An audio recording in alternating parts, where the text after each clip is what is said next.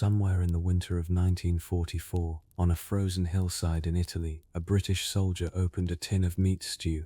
That tin had probably been sitting in a supply depot for 2 years. It was cold, there was no way to heat it. What was inside looked grey and jelly-like, and it did not smell good at all. He ate it anyway. Because a man who does not eat cannot walk up mountains in the snow, and because the war had not yet found a way to give him anything better, this series is in a way his record. It is the record of every soldier, in every army, who spent the Second World War discovering, one inadequate meal at a time, exactly how far a human body can go on not quite enough. These facts tell the story of armies fed on compromise and improvisation. They tell of the practical, sometimes darkly funny, ways in which soldiers the world over responded to the discovery that their countries, for all the resources they had gathered, could not consistently feed them properly. Let that settle gently as you rest. Just ordinary people, doing what they could, with what little they had. Fact number 1. The smell of a K-ration being opened in the field was something American soldiers described in letters and memoirs with a sharpness that suggests the memory stayed with them for a very long time. It was not an appetizing smell. The K-ration came in 3 small boxes, breakfast, dinner, and supper, that fit neatly into a soldier's pocket. When first opened, it smelled of cardboard and a faint industrial sweetness that had no natural equivalent in any food a man was likely to have encountered before the war. The K-ration had been developed in the early 1940s by a physiologist named Anshel Keys at the University of Minnesota. His instructions were straightforward: make it compact, lightweight, edible without any preparation, and capable of sustaining a soldier in the field for a short period of time. What it was never specifically required to be was pleasant, and that turned out to be a significant omission. Each K-ration provided approximately 2,830 calories across its 3 meal units. That number was adequate for someone sitting quietly at a desk, but it fell well short of the 4,000 to 5,000 calories per day that a man actually needed when he was marching in full equipment across difficult terrain. The gap between what the ration said on paper and what the body actually needed became, for many soldiers, their very first lesson in the mathematics of military feeding. The numbers and the reality were reliably, persistently different. Fact number 2. The C ration was the American Army's main combat ration for most of the war. It was heavier and more calorie-dense than the K ration, and in theory better suited to longer operations, but it came with its own problems. The most immediate one was weight. A full day's worth of C rations weighed approximately 5 pounds, and the food came in tin cans that required both a can opener and ideally a heat source. The C ration included 3 main meal cans, called M units, which rotated through options like meat and vegetable hash, meat and beans, and meat and vegetable stew. The men who ate them consistently described all 3 as tasting exactly the same as each other, regardless of what the label said. There were also 3 B-unit cans containing hardtack biscuits, a small amount of candy, and either instant coffee or bouillon powder. When all 3 full C ration meals were eaten in a day, the total came to approximately 3,700 calories, somewhat closer to what a combat soldier actually required. The problem was that soldiers in sustained combat rarely had the time, the equipment, or the opportunity to eat 3 full meals in a given day. Cans got lost, cans got damaged, cans simply could not be opened in the dark without making noise, and the calories that were never eaten were calories the body never received. Fact number 3. The British Army's composite ration, known by everyone who depended on it simply as the compo, was a genuinely ingenious logistical idea that expressed itself, in practice, as a fairly comprehensive assault on the morale of anyone required to eat from it for more than 3 days in a row. The compo was designed to feed 14 men for 1 day. It arrived in a wooden crate containing a selection of tinned and packaged foods, carefully calculated to provide adequate nutrition across 2 weeks of field service, if properly rotated. The calculation was nutritionally sound. The experience of eating the compo was not. At the heart of it was the tin of bully beef, corned beef so uniform in texture and flavor that veteran British soldiers described it as tasting of the word beige. This was the ration's anchor, and the object of its most sustained complaint. Alongside the bully beef came hard army biscuits, dense, slightly sweet crackers that could be chewed if you gave them enough time and saliva, softened in tea if you wanted something edible within a more reasonable time frame, or used, as several soldiers noted without much exaggeration, as improvised building material. The entire compo rested on one provision above all others: tea, not as a luxury but as a fundamental daily requirement. Without it, the British soldiers' functional and emotional stability was, by both clinical assessment and cultural understanding, genuinely at risk. Fact number 4. The German Army's field ration system reflected a genuine effort to apply careful nutritional thinking to military feeding. It worked reasonably well in the early campaigns of the war. Then it broke down progressively as the war stretched into distances and durations that the supply system had never been designed to handle. In ideal conditions, the full combat ration for a German soldier was substantial, approximately 4,500 calories per day, a kilogram of bread or hard bread, 250 grams of fresh meat, vegetables, fat, sugar and coffee, plus a daily Eisen portion, an iron ration of tinned meat and hardtack, to be consumed only when the main supply chain failed. The iron ration was a prudent insurance policy for a well-supplied army operating at manageable distances from its depots. On the Eastern Front from 1941 onward, it became something else entirely. It became not the backup plan, but the primary provision, the thing that stood between the soldier and nothing. Because the logistical distances of Operation Barbarossa, combined with the destruction of Soviet railways and the sheer scale of the front, had overwhelmed the supply calculations on which the entire system depended. By the winter of 1941 to 1942, large portions of the German armies surrounding Moscow and Leningrad were eating their iron rations and waiting for a resupply that the infrastructure could not deliver. Fact number 5. Among the most consequential logistical relationships of the entire war was the one between the United States Lend-Lease program and the Soviet Red Army's ability to feed itself in the field. From 1941 through mid-1942, Red Army soldiers fought on rations that were, both in theory and in actual delivery, significantly below what was needed for sustained physical effort in the extreme cold of the Eastern Front.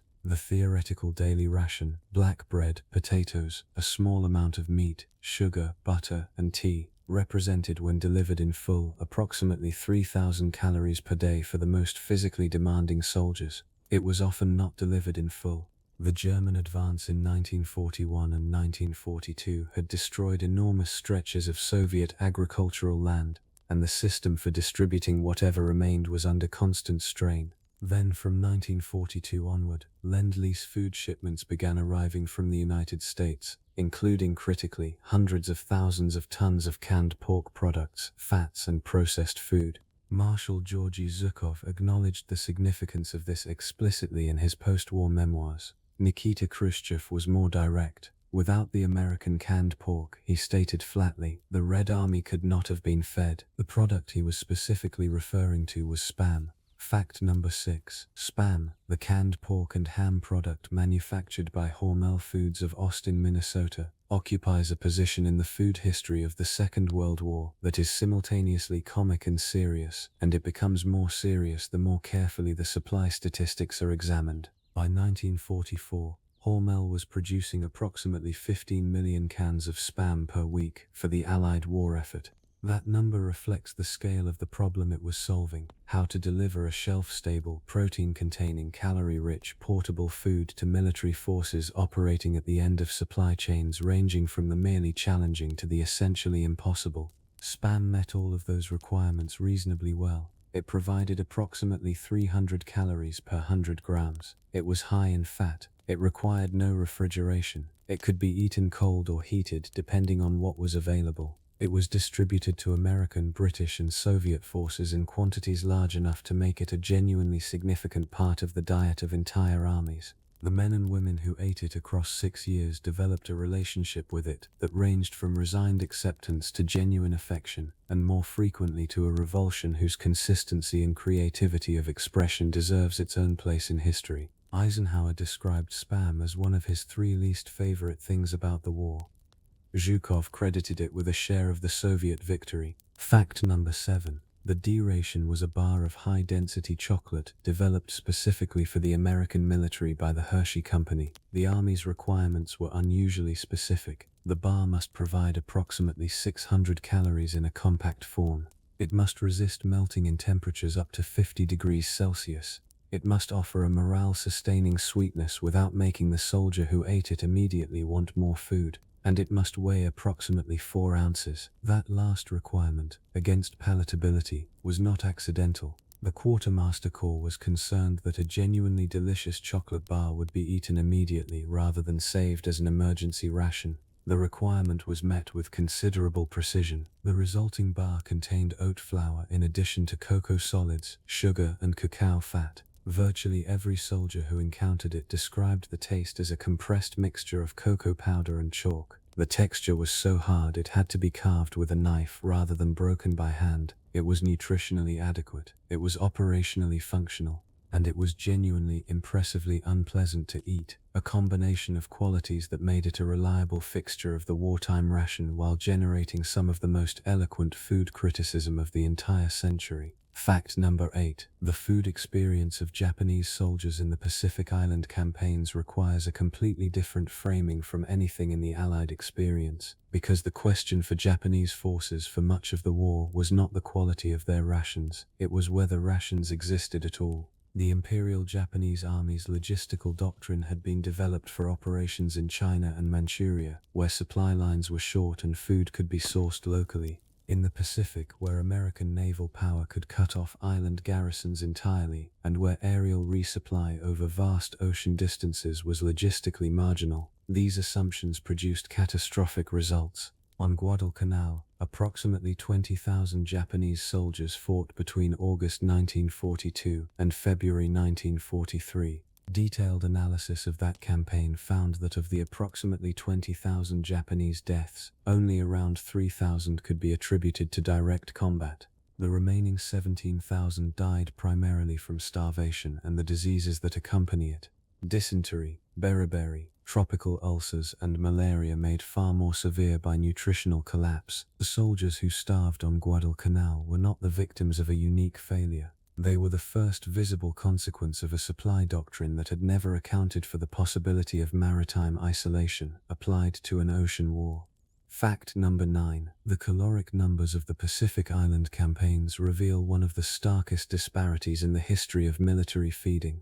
A well-supplied American Marine on Guadalcanal, receiving his sea rations, consumed between 3,000 and 3,700 calories per day. A Japanese soldier in the same campaign, after the American naval cordon had been established and resupply had effectively ceased, was surviving on a daily ration that by the campaign's final months had fallen to approximately 500 calories, less than a third of the minimum required for survival without any physical exertion, approximately 1/8 of what a fighting man actually needed. The food available to those Japanese soldiers was not military ration food. It was grass, tree bark, whatever roots could be dug from compacted, depleted ground, and the flesh of comrades who had already died. Accounts of cannibalism among the Japanese garrison on several Pacific islands, including Guadalcanal and New Guinea, were documented by Allied forces who arrived afterward and found evidence whose interpretation was unambiguous. They represent not moral depravity, but the absolute terminus of a nutritional collapse.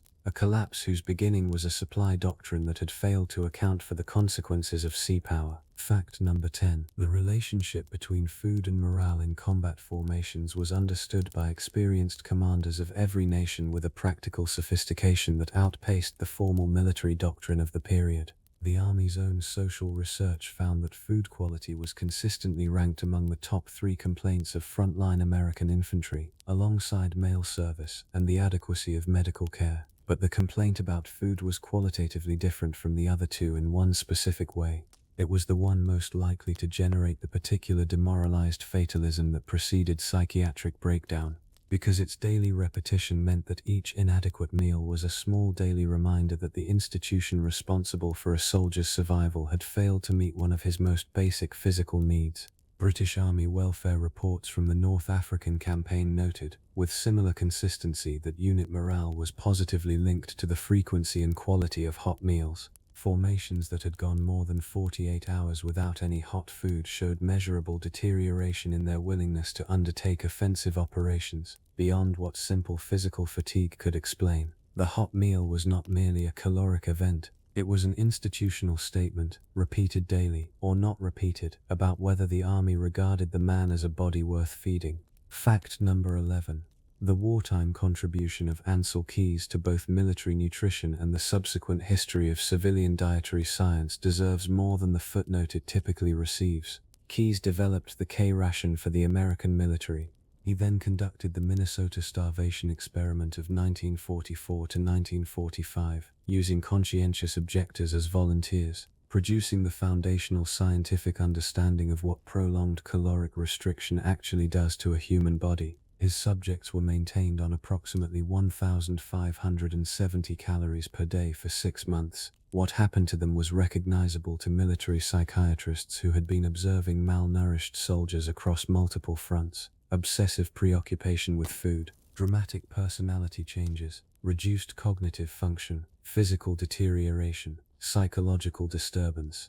The comparison between Key's controlled laboratory findings and the uncontrolled field data of the campaigns was not lost on military nutritionists in the war's later years. It provided the empirical foundation for the post-war revision of military ration standards, the standards that eventually determined how subsequent generations of soldiers would be fed. Fact number 12. The role of coffee in the American military's feeding system was not incidental, it was structural. Coffee appeared in virtually every ration type across all services. Its absence, when supply chains failed or specific operational circumstances prevented its inclusion, was noted in diaries and letters with a distress proportional to its functional importance.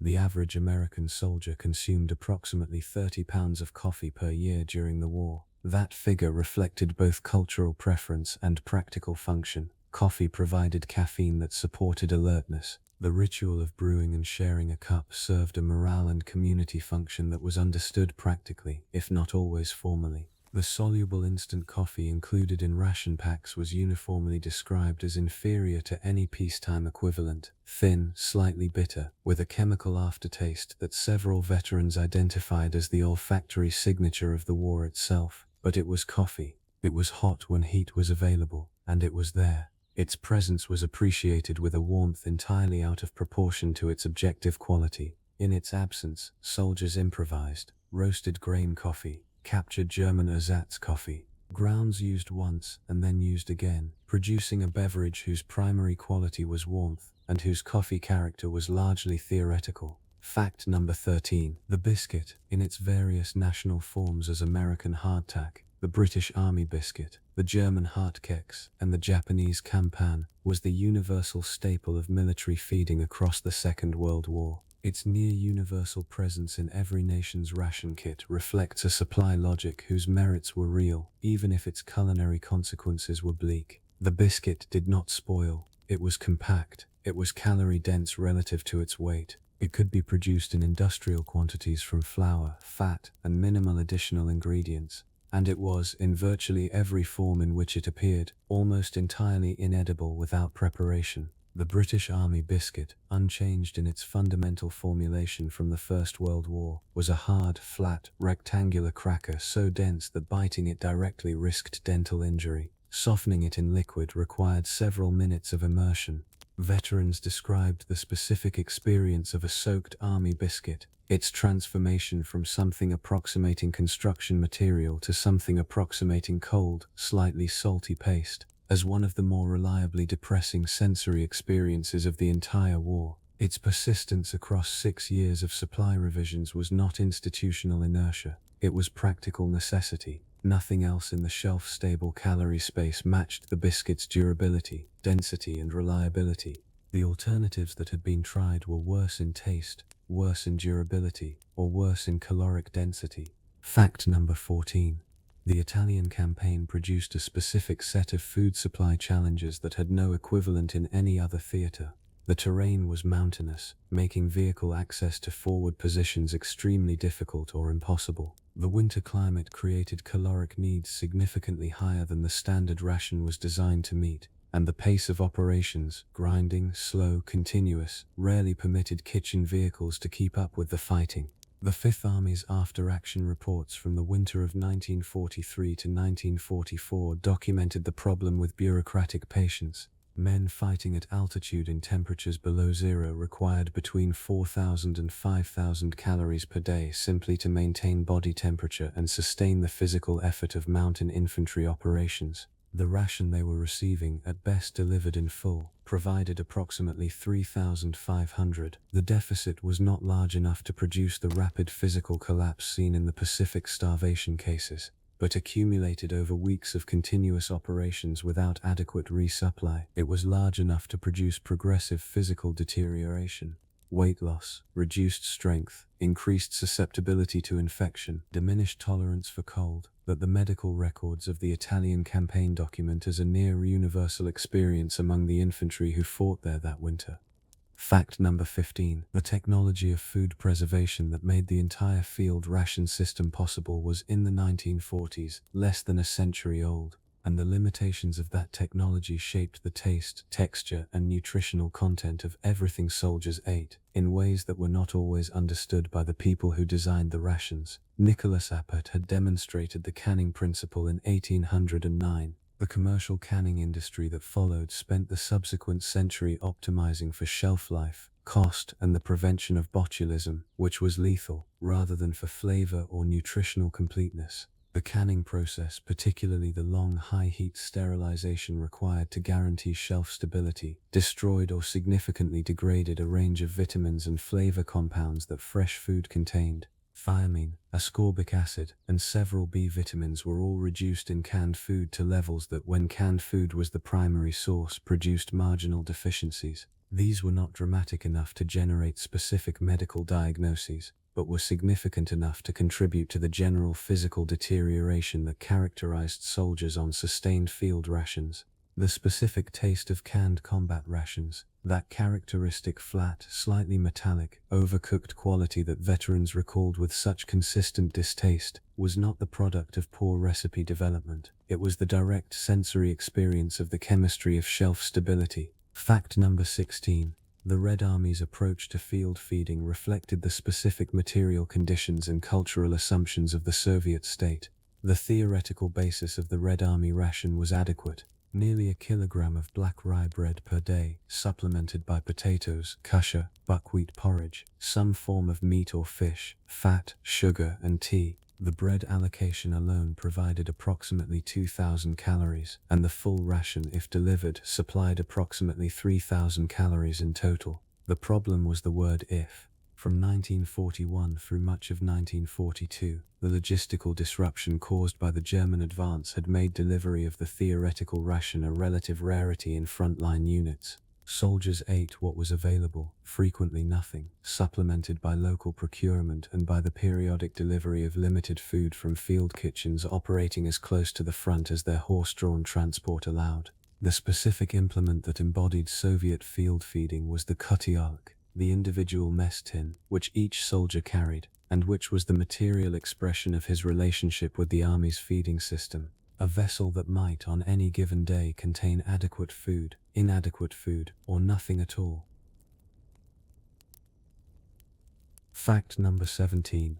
The siege of Leningrad produced the most extreme example of organized civilian and military starvation in the European theater of the Second World War, and the specific numbers of its ration allocations are among the most sobering in the entire literature of wartime food. The siege began in September 1941 and lasted 900 days. By November 1941, the daily bread ration for civilian non-workers had been reduced to 125 grams, approximately 4.5 ounces, or 2 thin slices, supplemented by whatever else the city's dwindling resources could provide.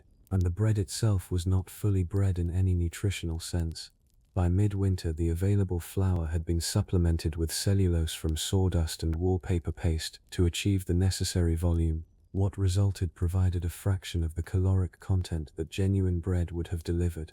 workers and soldiers received marginally higher allocations, but the gap between those allocations and the caloric requirement for survival was vast enough that the death rate from starvation in Leningrad in the winter of 1941 to 1942 reached, in some months, more than 4,000 people per day. By the end of the siege in January 1944, approximately 800,000 civilians had died, the majority from starvation and the diseases associated with it. The 125-gram bread ration is not a historical footnote. It is one of the defining measurements of what the war did to people. Fact number 18. The North African campaign produced food supply challenges that were specific to the desert environment, challenges that neither the British nor the German supply systems had been designed to accommodate. The two most fundamental problems were temperature and water.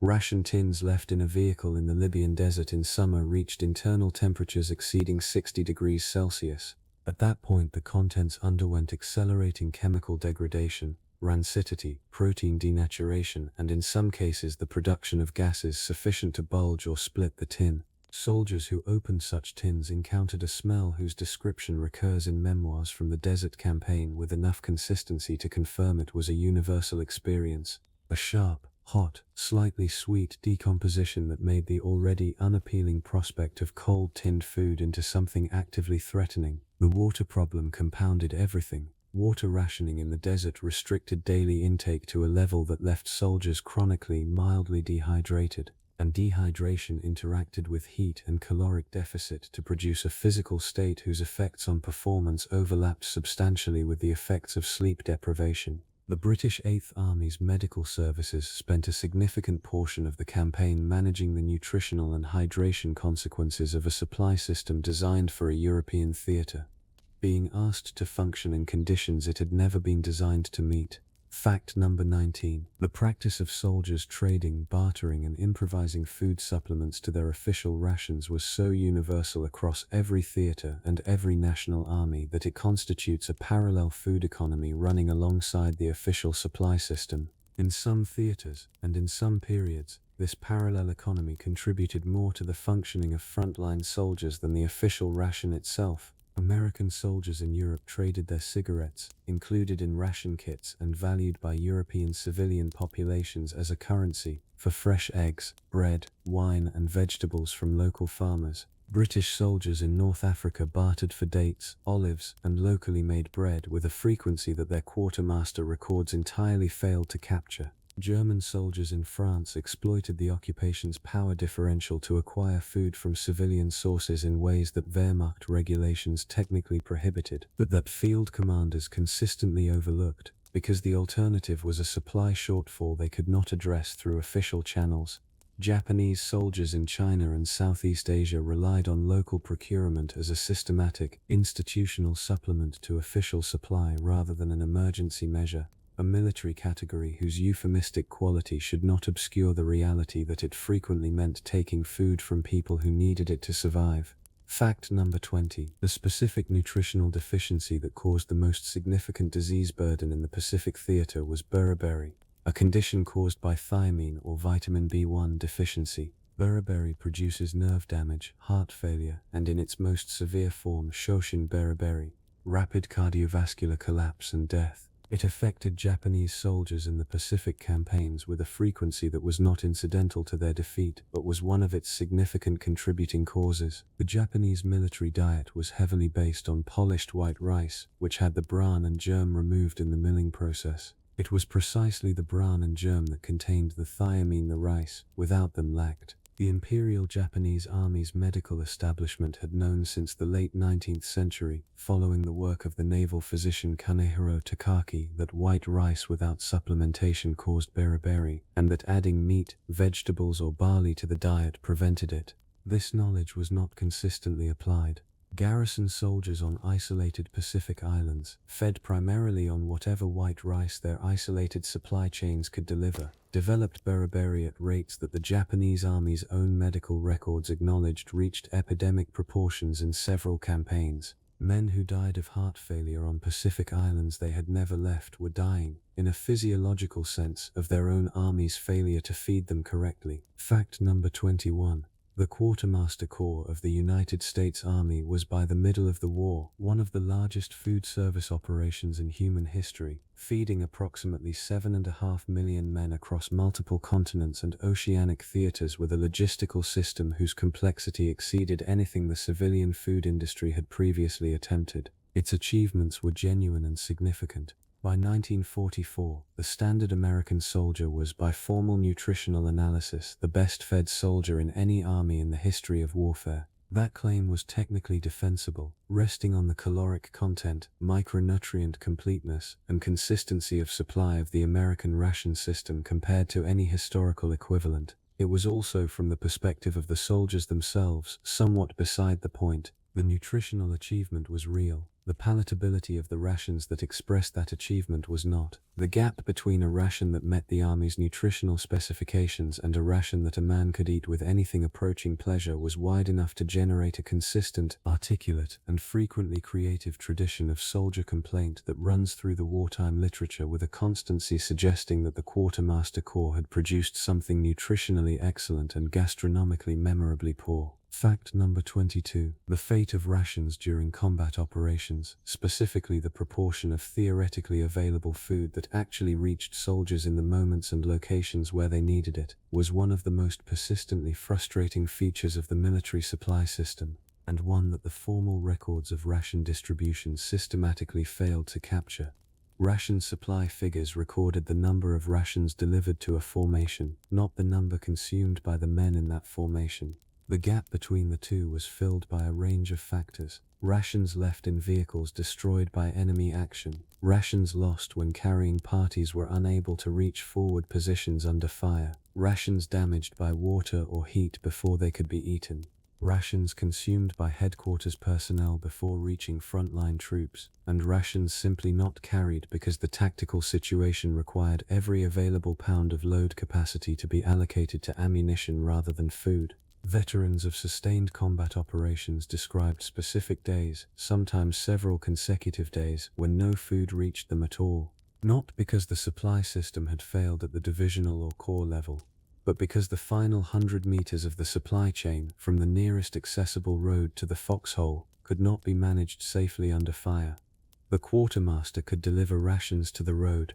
Getting them from the road to the man remained, throughout the war, an unsolved tactical problem with nutritional consequences.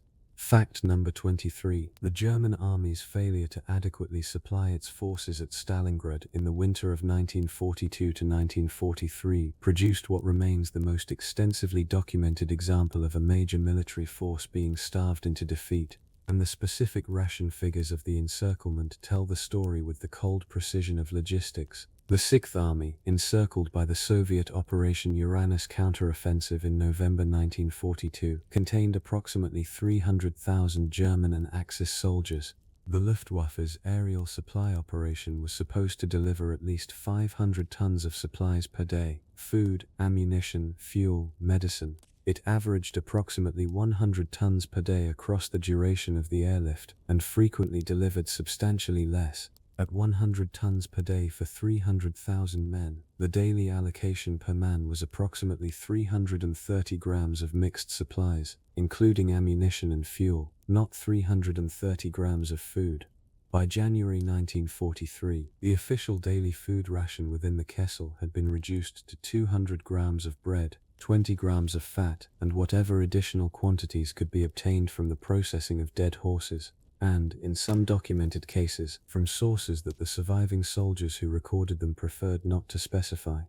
The surrender was accepted from approximately 91,000 men, most of whom were, by clinical assessment, in acute stages of starvation. Of those 91,000, approximately 6,000 survived to return to Germany after the war. Fact number 24. The role of the regimental cook, the military cook operating in field conditions responsible for translating whatever the supply chain provided into something soldiers could eat, has been systematically underappreciated in the history of the Second World War. The field cook's task was, in terms of creative constraint, arguably among the most demanding culinary challenges of the entire century. to prepare acceptable food for 100 to 500 men, under conditions that might include no fresh ingredients, no controlled heat source, limited water, the permanent possibility of enemy fire, and ingredients whose quality ranged from adequate to genuinely alarming. The solutions that emerged were sometimes remarkable. British Army cooks in the desert developed techniques for making bully beef into something resembling a savory hash using sand-heated tins and improvised herb supplements obtained from local vegetation. American mess sergeants in the Pacific became expert at supplementing sea rations with local tropical fruits, coconut, and whatever fresh produce could be obtained through trade with island populations, producing meals whose caloric content was no better than the ration but whose palatability was dramatically superior, and whose morale effect was correspondingly significant. The field cook who produced a hot meal from inadequate ingredients in difficult conditions was performing a service whose operational value was real, and whose recognition in military histories has been almost non-existent. Fact number 25. The specific texture of boredom that extended field rations produced, the particular psychological effect of eating the same limited rotation of foods repeatedly across weeks and months, was documented in wartime welfare surveys with a consistency that distinguished it from simple complaints about food quality. The Army's research teams found that the monotony of rations was identified, more frequently than their inadequacy, as the specific food-related factor that most affected morale and willingness to continue. A soldier who had been eating sea ration meat and vegetable hash 3 times a week for 4 months was not simply a soldier who had eaten an unpleasant meal. He was a soldier whose daily encounter with exactly the same taste, texture, and smell had become a reliable daily reminder that his situation was as static and as unrelenting as the food that marked it. The psychological mechanism is this: the repetition without variation, the absence of the small positive surprises that peacetime food had once provided as daily evidence that the world contained variety and pleasure, constituted a specific daily erosion of morale that nutrition statistics could not capture. Ration planners had not designed against it because the problem was psychological rather than biochemical, and the military food science of the period was almost entirely biochemical in its orientation.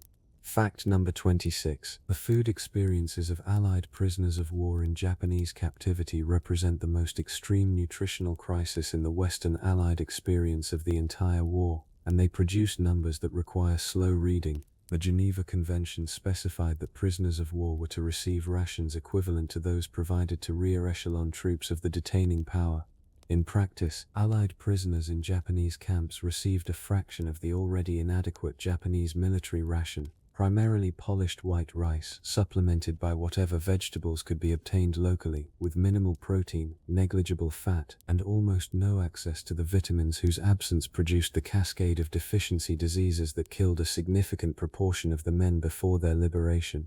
Beriberi, pellagra, scurvy, and severe malnutrition-associated dysentery killed Allied prisoners at rates that the camp administration statistics record with a bureaucratic matter-of-factness that requires the reader to pause and reassemble the human content behind the numbers. At Changi in Singapore, at the camps along the Thailand-Burma Railway, at camps across the Philippines and the Dutch East Indies, the combination of hard physical labor, road building, railway construction, mining, with rations insufficient to sustain moderate rest, produced a daily caloric deficit whose accumulation over months and years produced a level of physical destruction that survivors described, decades later, as something their bodies had never fully repaired.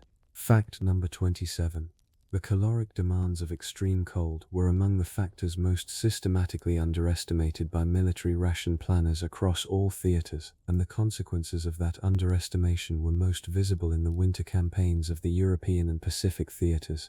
A human body maintaining its core temperature in temperatures below -10 degrees Celsius requires significantly more calories than it requires at temperate ambient temperatures, additional energy that must come either from the diet or from the body's own tissue.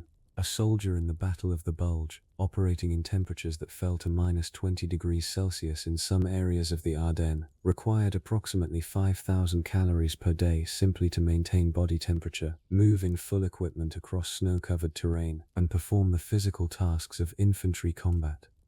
The ration he was receiving at best provided approximately 3,500. The shortfall was absorbed by the only available alternative, the progressive breakdown of the soldier's own body, beginning with fat reserves and proceeding, as those reserves were exhausted, to the breakdown of muscle protein. Veterans of the Bulge described losing 15 to 20 pounds during the campaign.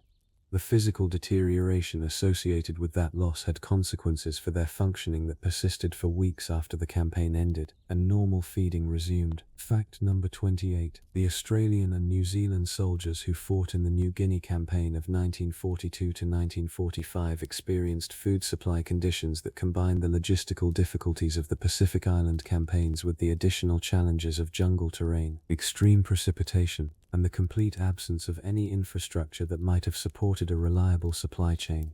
The Owen Stanley Range, over which the Koala-Track campaign was fought in 1942, could only be supplied from the air. The aircraft available were insufficient to deliver the calories required to sustain men fighting in one of the most physically demanding environments on Earth.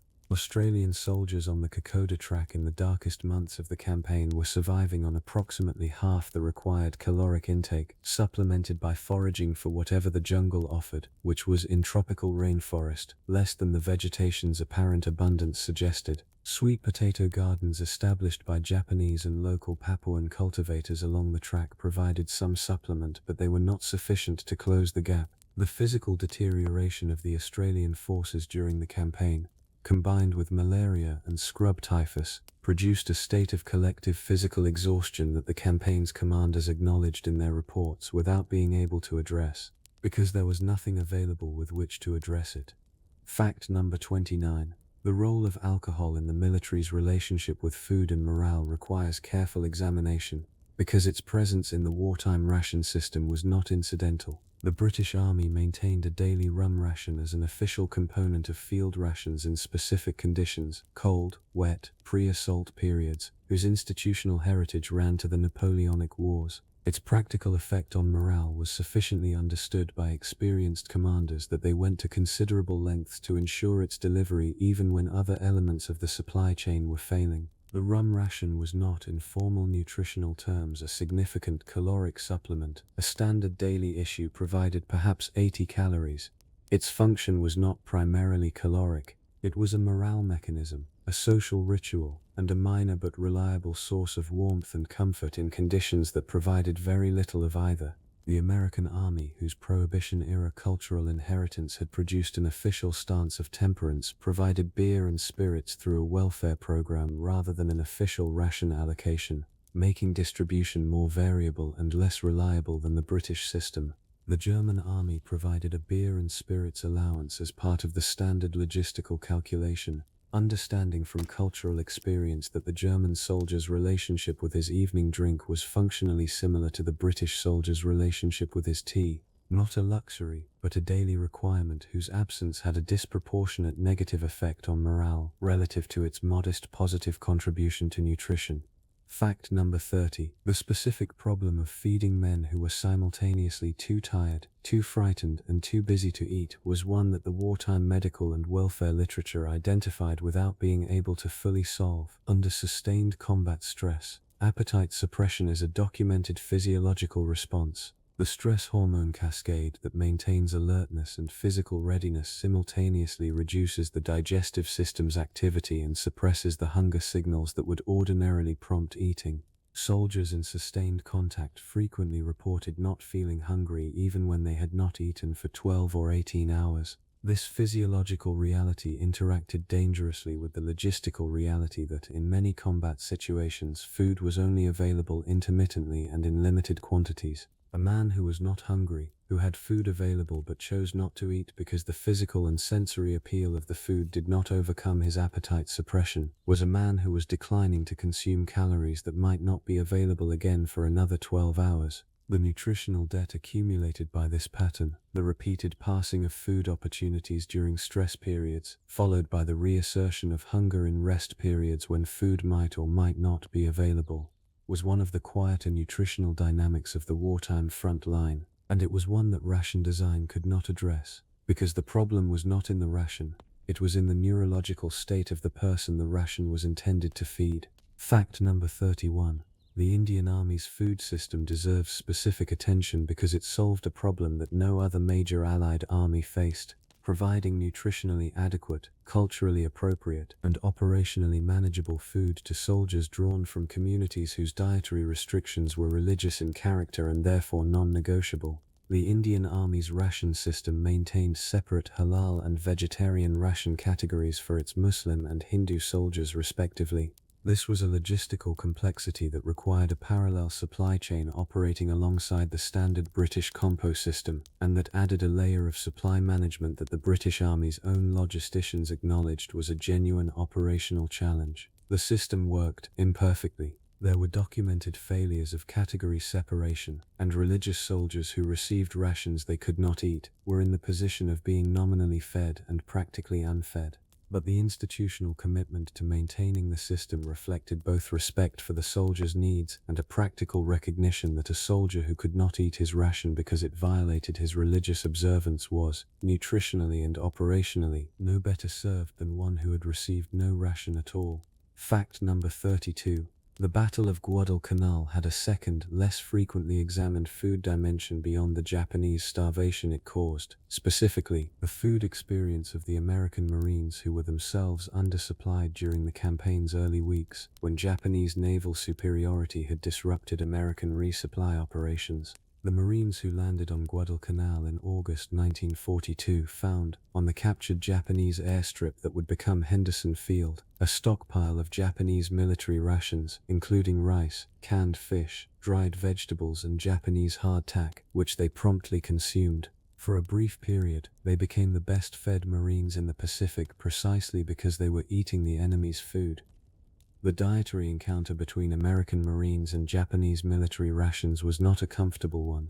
The unfamiliar flavors, the absence of the sweetness that American rations consistently provided, and the specific textures of Japanese field food produced reactions ranging from genuine appreciation to spectacular rejection. But it provided calories at a moment when American resupply was unreliable, and the pragmatism with which Marines ate it, without ceremony, without complaint, with the focused attention of men who understood that the alternative to eating unfamiliar food was not eating, was entirely consistent with the adaptive flexibility that sustained functioning in the Pacific required. Fact number 33.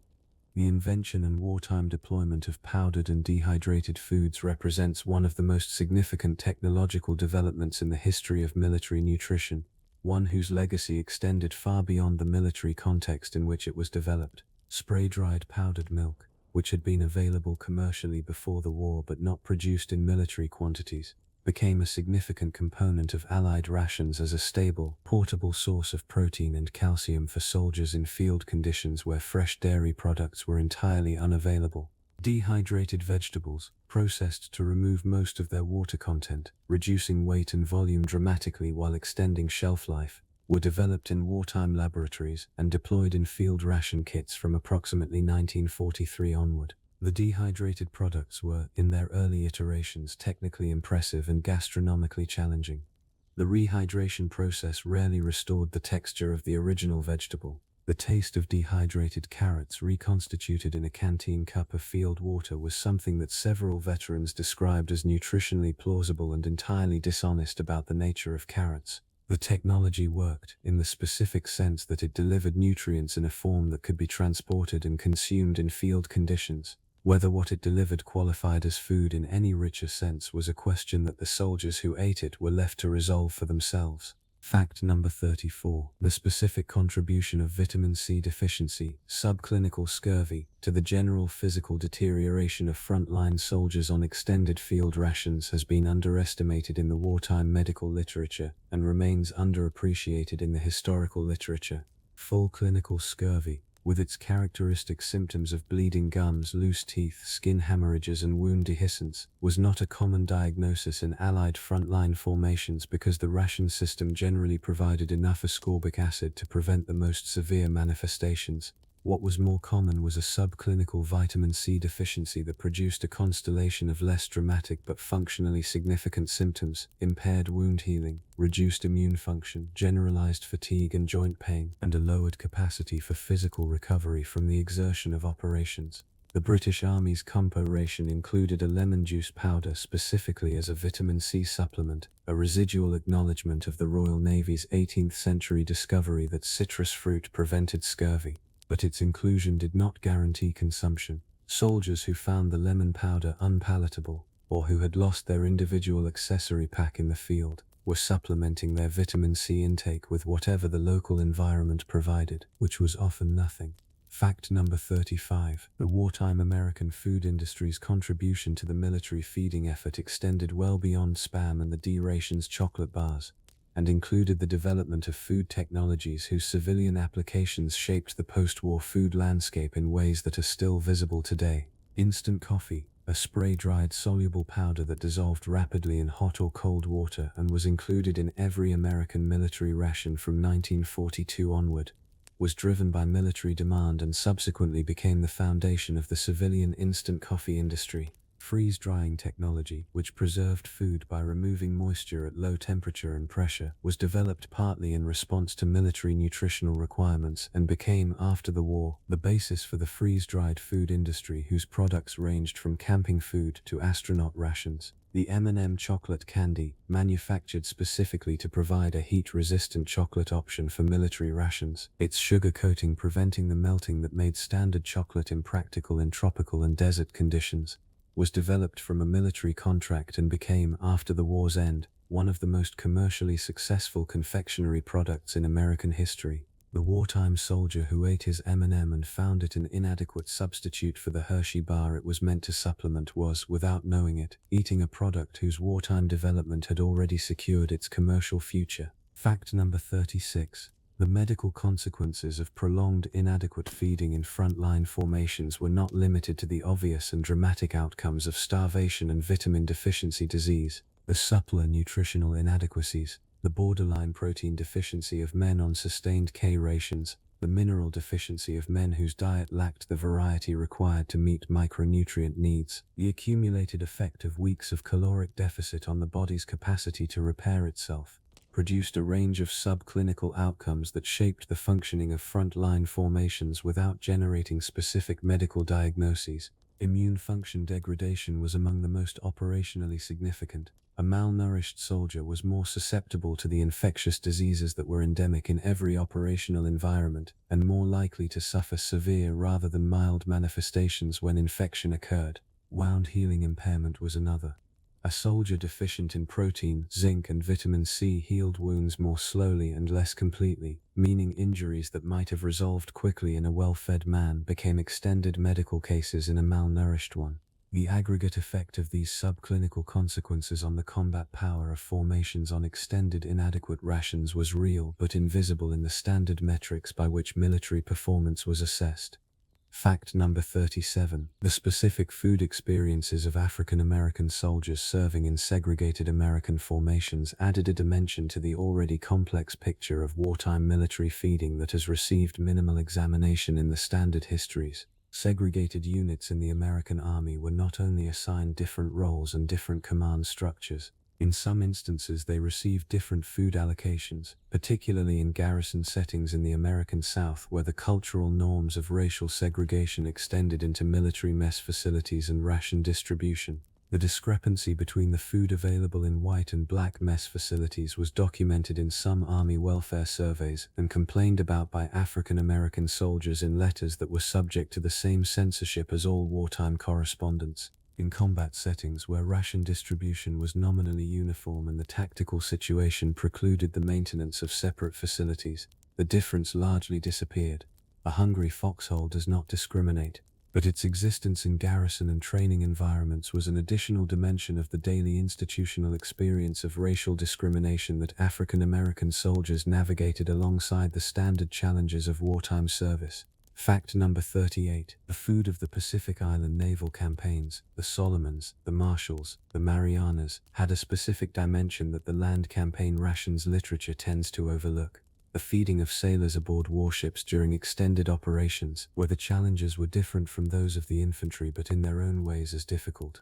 A destroyer escort operating in the Coral Sea in the mid-1940s might be at sea for weeks without access to a resupply vessel. After the first few days of fresh provisions had been exhausted, The food available was the ship's stores of canned and preserved food, supplemented by whatever the ship's baker could produce from flour and dried ingredients.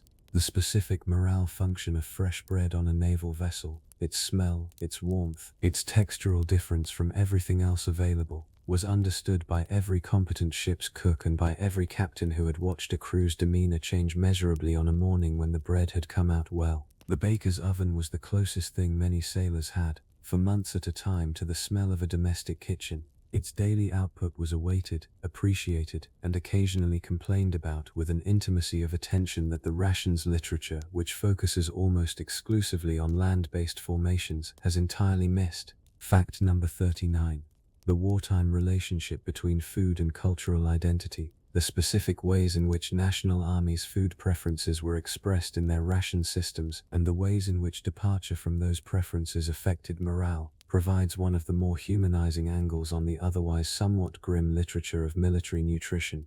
The British Army's tea provision was not negotiable in any operational sense. It was a nutritional and cultural requirement simultaneously, and the field kitchens serving the 8th Army in the desert managed the production of tea under conditions that included water rationing, sand contamination of all cooking equipment, and the periodic unavailability of fuel, because the alternative was a British formation without tea, which was a welfare crisis of the first order.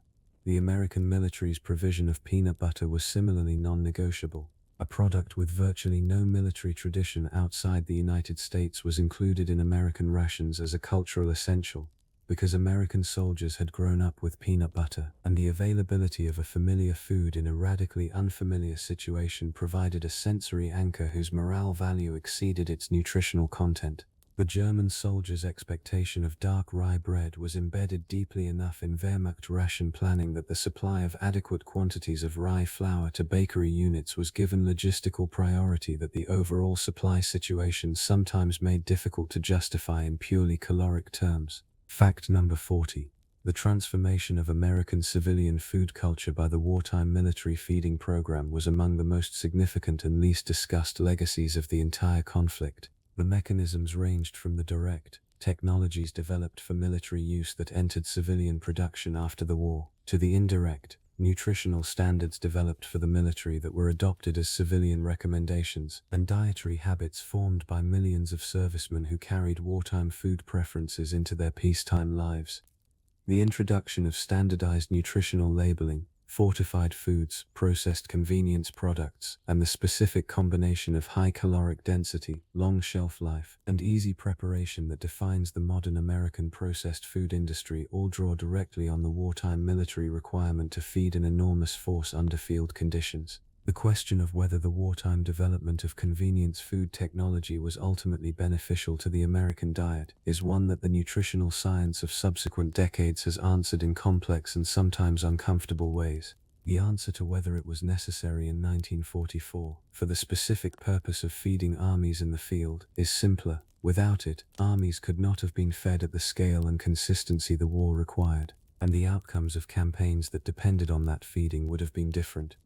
Fact number 41. Among the foods that acquired specific wartime associations in the popular memory of the countries whose soldiers ate them, the peanut butter and jelly sandwich occupies a uniquely American position. The sandwich itself, peanut butter on one slice of bread, grape jelly on the other, traveled well, required no preparation, and provided a combination of fat, sugar, and protein that sustained energy across a working period. It was included in American military rations from 1941 onward, and was so widely distributed that it became, for millions of American soldiers, a taste indissolubly associated with the specific emotional texture of wartime service. Veterans who were interviewed decades after the war described the smell of peanut butter triggering a memory complex that included not only the taste of the sandwich, but the specific physical sensations of wherever they had eaten it. The weight of the pack, the temperature of the air, the sound of the environment, the faces of the men around them. Food memory is among the most neurologically durable forms of memory, and the wartime feeding experience, repeated daily, under conditions of extraordinary emotional intensity,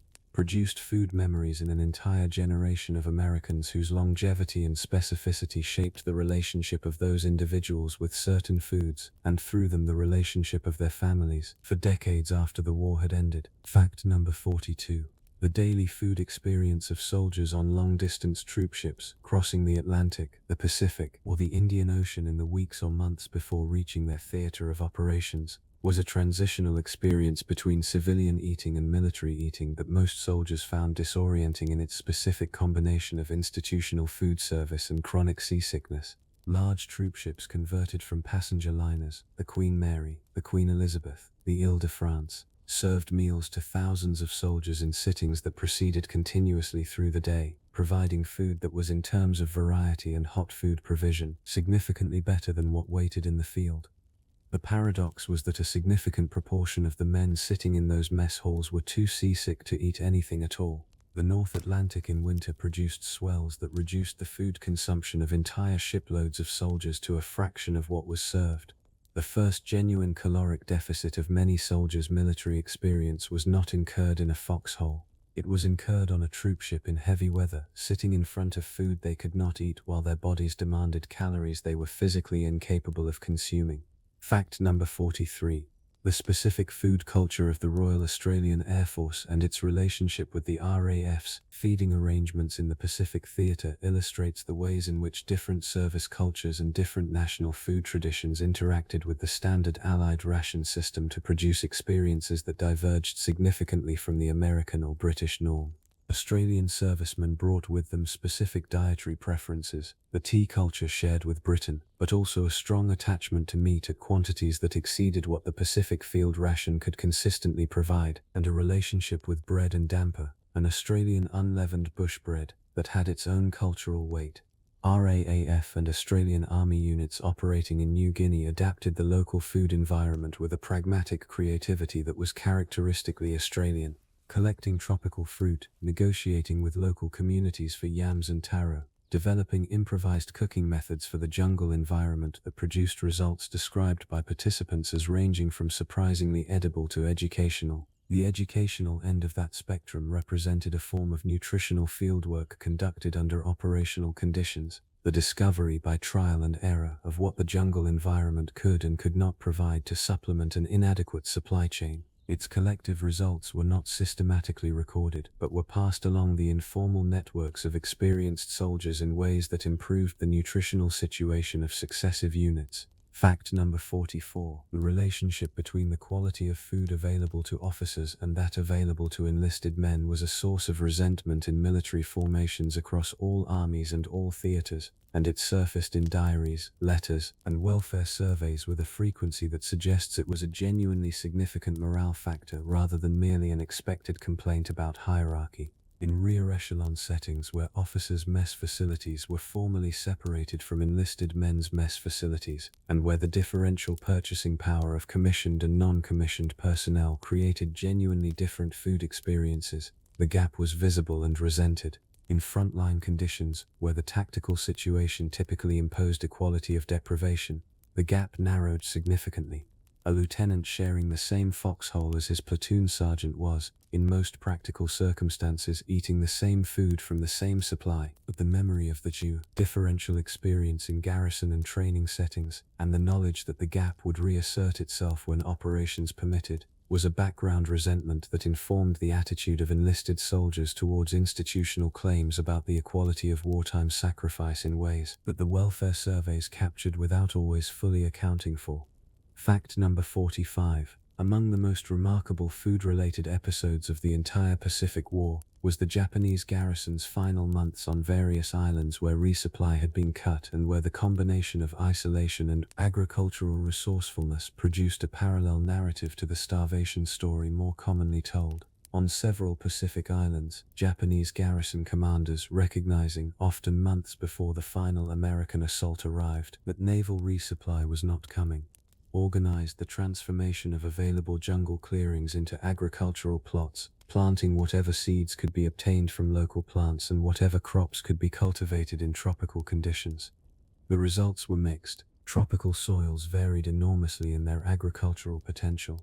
The seeds available were often not the most nutritionally appropriate crops, and the labor required to cultivate food under the conditions of island warfare was in direct competition with the defensive preparation that the tactical situation required. but on some islands, notably Iwo Jima, where the Japanese garrison had been preparing its defenses for more than a year before the American assault, the agricultural supplement to the official ration was genuine and significant, providing fresh vegetables and some protein that partially offset the caloric shortfall created by the naval blockade. The garrison commanders who organized those gardens were performing an act of military logistics whose practical importance was real, even if its ultimate outcome, a delay of starvation rather than its prevention, could not compensate for the fundamental inadequacy of the supply situation they were trying to manage. Fact number 46. The food experiences of civilians in occupied Western Europe, specifically in France, Belgium, the Netherlands, and Norway under German occupation, are relevant to the military feeding story because they illustrate the direct consequences of a German supply policy that prioritized the feeding of German soldiers and the German home front over the feeding of the civilian populations under occupation, producing a parallel starvation narrative that intersected with the military one at multiple points. The Dutch hunger winter of 1944 to 1945, during which an estimated 20,000 Dutch civilians died of starvation and malnutrition-related disease, was the direct consequence of a German embargo on food transport to the Western Netherlands following the September 1944 railway strike, called in support of the Allied advance. Daily food allocations for Dutch civilians fell to approximately 400 to 500 calories per day, comparable to some of the most extreme military starvation cases of the Pacific Campaign.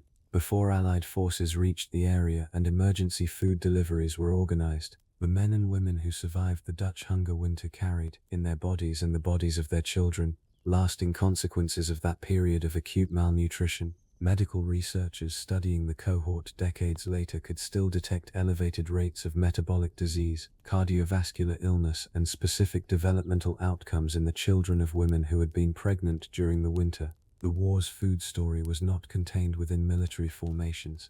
Fact number 47. The liberation food experiences. The specific food encounters of Allied soldiers moving into previously occupied or contested territory and of the civilian and prisoner populations they encountered there were among the most emotionally charged food events of the entire war.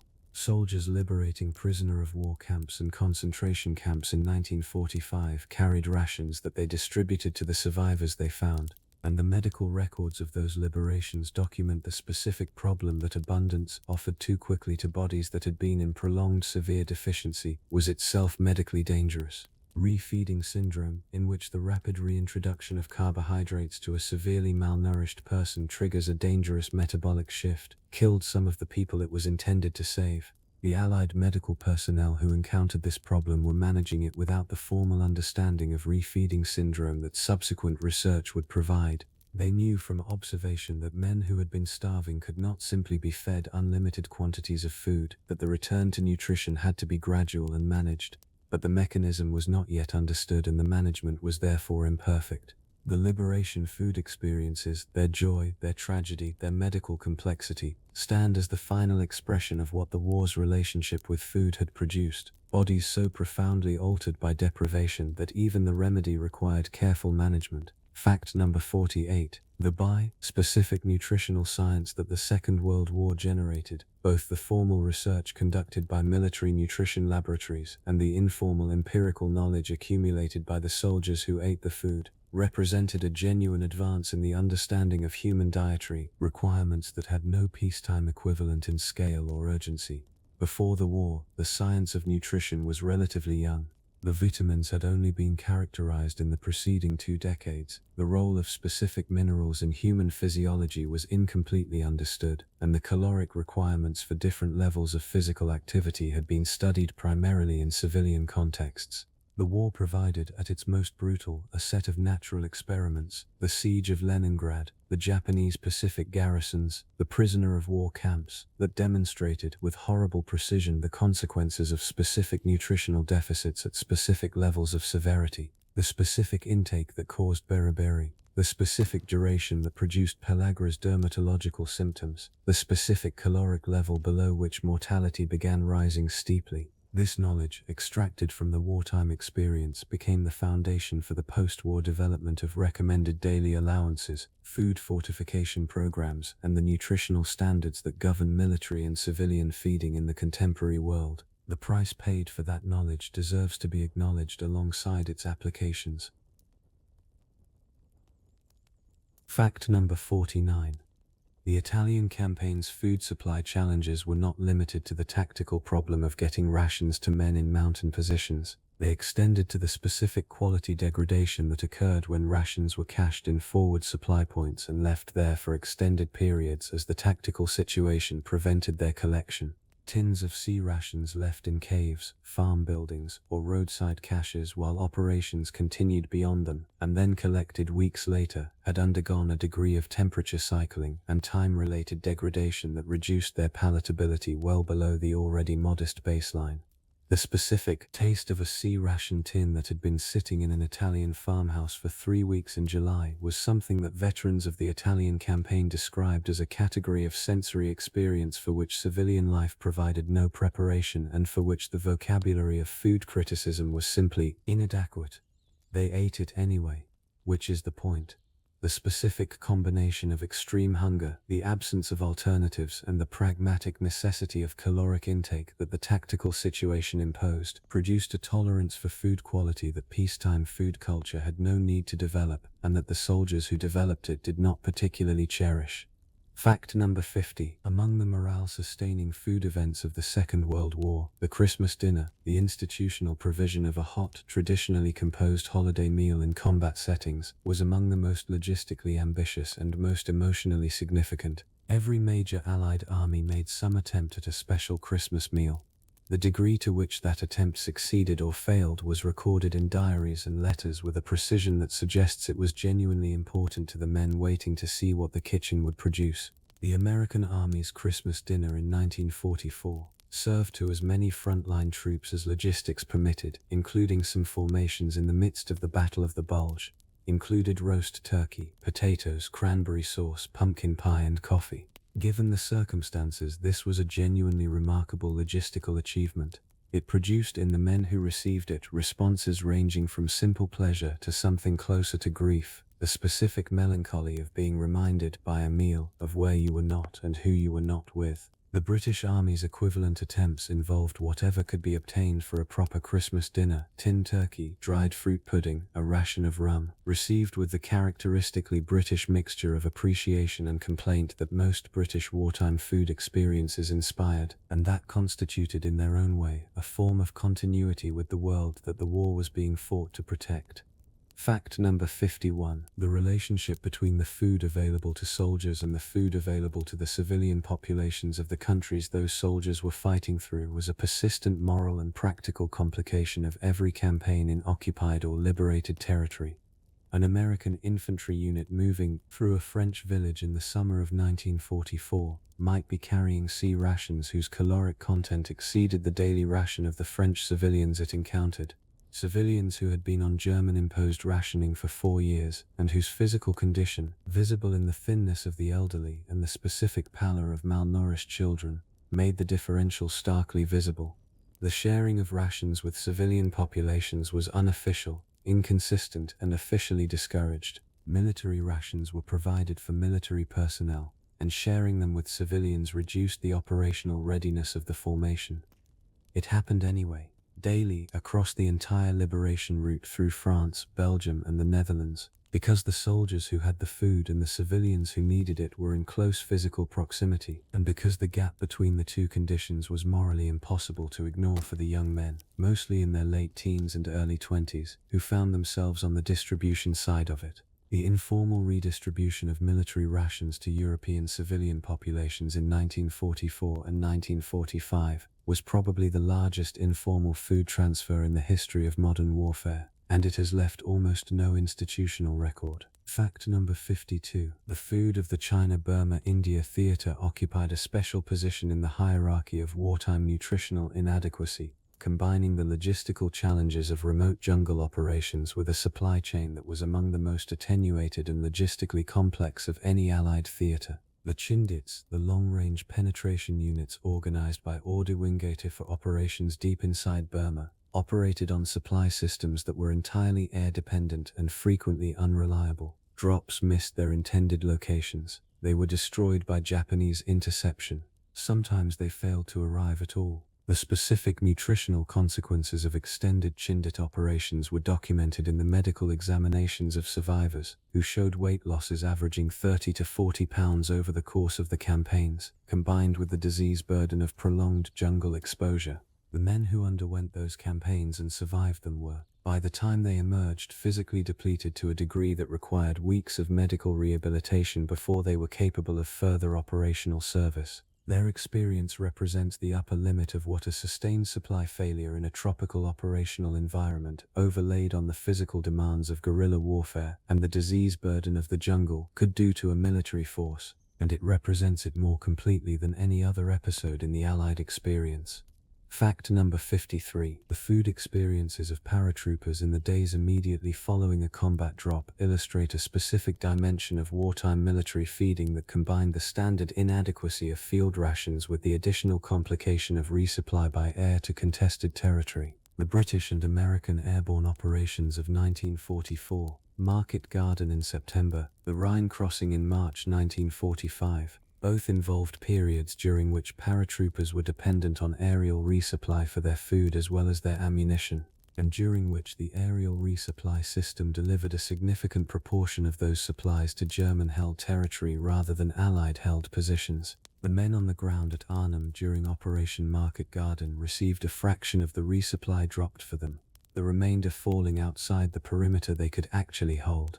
Soldiers who had jumped with 2 days of rations were on their 9th day of operations, eating whatever the civilian population of Arnhem could provide and whatever they could find in the houses they had occupied, long before the attempt to withdraw across the Rhine. The specific food experience of the British 1st Airborne Division in its final days at Arnhem was one of progressive starvation, overlaid on the physical and psychological pressure of a deteriorating tactical situation. Fact number 54. The role of the hot meal as a morale mechanism, distinct from its nutritional function, was understood by wartime military welfare research with enough precision to generate specific operational recommendations about the frequency and timing of hot food provision that went beyond the purely logistical considerations that normally govern supply decisions. The U.S. Army's morale surveys found that the provision of at least one hot meal per day was the single food-related factor most strongly associated with unit morale. The provision of 2 hot meals was associated with a further significant improvement.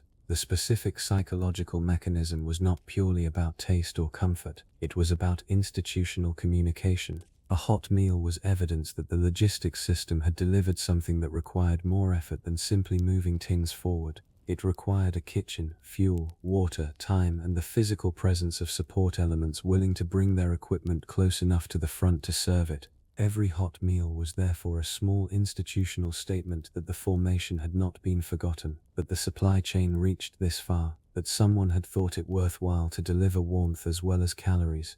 The formations where hot meals were consistently provided showed, in the welfare surveys, a measurably lower rate of the specific demoralization that preceded psychiatric breakdown, not because hot food was therapeutic in a clinical sense, but because its consistent provision maintained the soldier's evidence that he was being kept rather than merely used. Fact number 55. The specific food memories that veterans carried into their post-war lives were often as durable as the traumatic memories that the psychological literature on veterans focuses on, and in many cases more immediately accessible.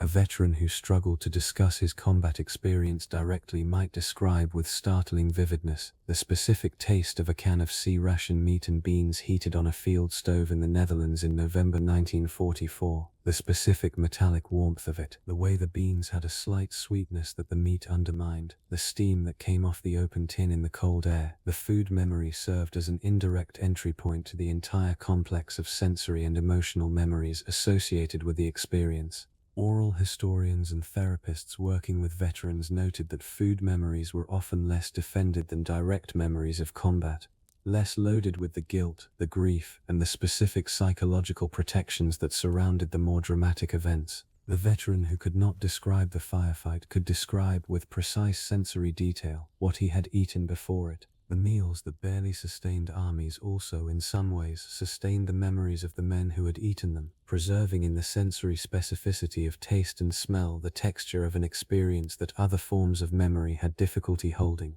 Fact number 56. The wartime career of Spam in the British home front and military feeding context deserves separate consideration from its role in the American and Soviet military, because the British relationship with Spam was filtered through a cultural tradition of meat eating, the roast, the sausage, the chop, that had no natural accommodation for something that was neither recognizably a cut of meat nor honest enough about its composition to qualify as a recognized processed product. Spam arrived in Britain through Lend-Lease channels in significant quantities from 1941 onward, and was distributed to both civilian and military populations as a meat ration supplement whose nutritional value was unambiguous and whose cultural fit was imperfect. British women on the home front incorporated it into wartime cooking with pragmatic ingenuity. Spam fritters, spam and potato pie, spam hash, spam sliced thin and laid on bread with mustard in a preparation that several British wartime cookbooks described, with a straight face, as spam sandwiches.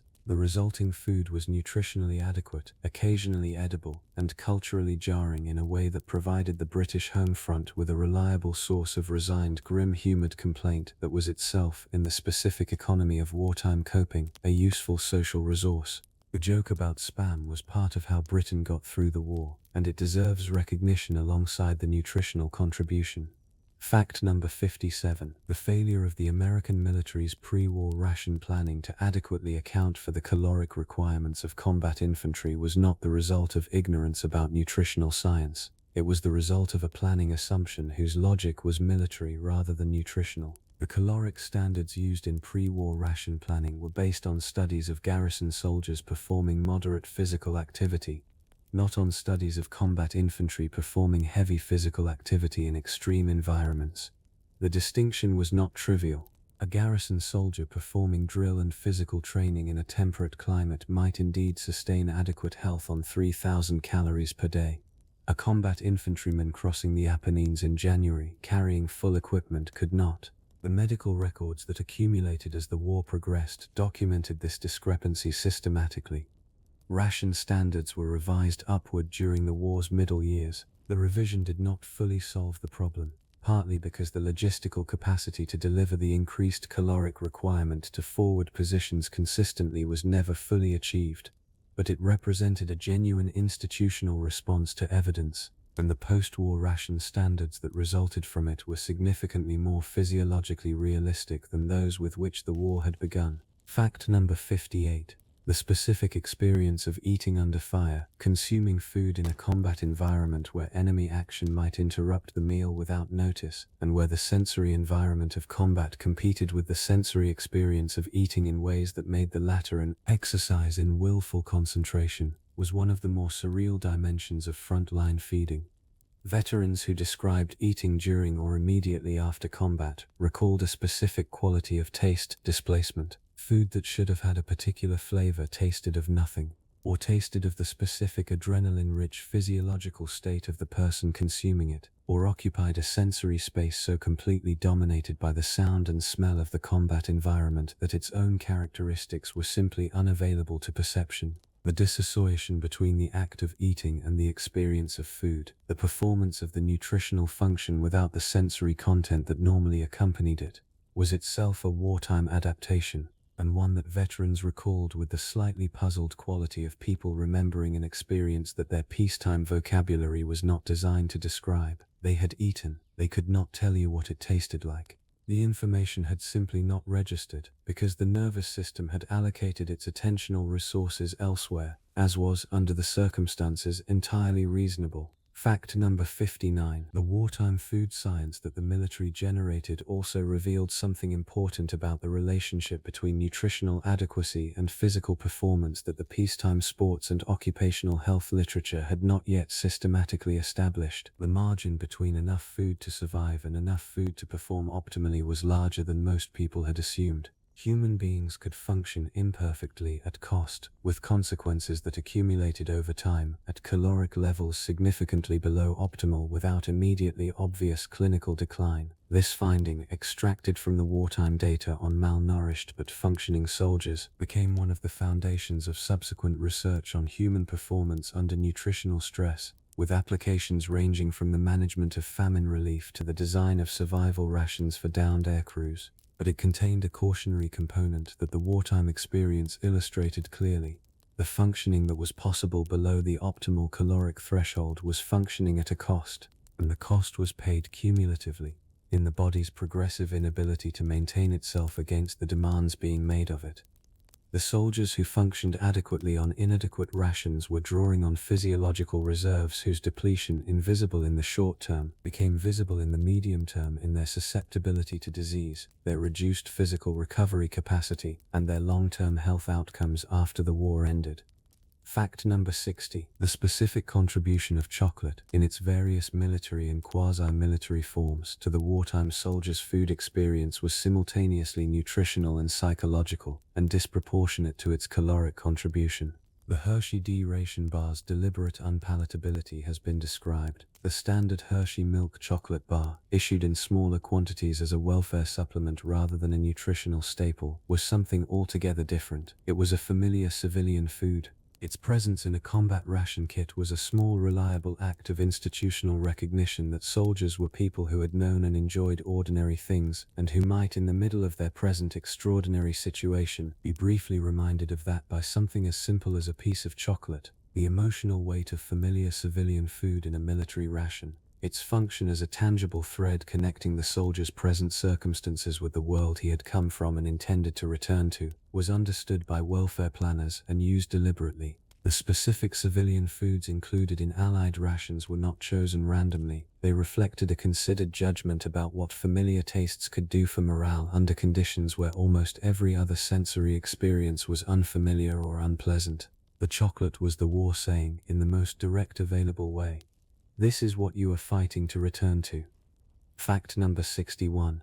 The food experiences of soldiers from colonized or resource-extracted nations who served in Allied formations, soldiers from India, East Africa, West Africa, the Caribbean and the Pacific territories, reflected an additional complexity beyond the standard inadequacies of military field rations. These soldiers brought with them dietary traditions and preferences that the standard Allied ration system was not designed to accommodate. The degree to which their specific nutritional and cultural needs were met varied enormously depending on the institutional attention their commanders gave to the problem.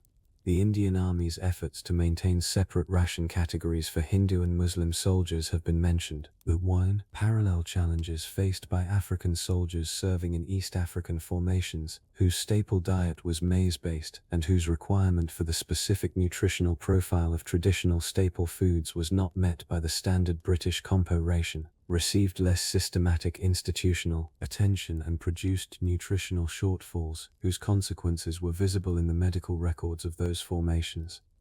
The food inequality of the wartime Allied military, the gap between the feeding of soldiers whose dietary preferences coincided with the default ration system's assumptions and those whose did not, was one dimension of the broader colonial inequality that structured the Allied war effort in ways that the post-war narrative of shared sacrifice has not always acknowledged. Fact number 62. The post-war transformation of American food culture that can be traced to the wartime military feeding experience operated partly through a mechanism that food historians have begun examining with increasing attention: the dietary habits that millions of returning veterans carried home from their military service and gradually introduced into the domestic food culture of the late 1940s and 1950s. The specific foods that veterans had encountered in military service: processed cheese, peanut butter in large quantities, instant coffee, canned vegetables, and various convenience products that the military had developed or popularized, entered the domestic repertoire not through advertising alone but through the direct preferences of men who had eaten them for years and found them, whatever their limitations, familiar and therefore acceptable. The relationship between wartime military feeding and the development of the American processed food industry was not simply one of technological transfer from military to civilian production. It was also one of demand transfer, as a generation of veterans whose food preferences had been formed in the most specific and unusual of circumstances brought those preferences back into a domestic food economy that was ready, for its own reasons of post-war abundance and convenience, to meet them. Fact number 63. The foraging practices that soldiers in every theater developed as supplements to their official rations constitute a parallel food history of the Second World War that has been almost entirely overlooked by the standard literature. Foraging, the collection of wild food from the natural environment, is typically associated with extreme deprivation, with the final resource of armies that have been cut off from all supply.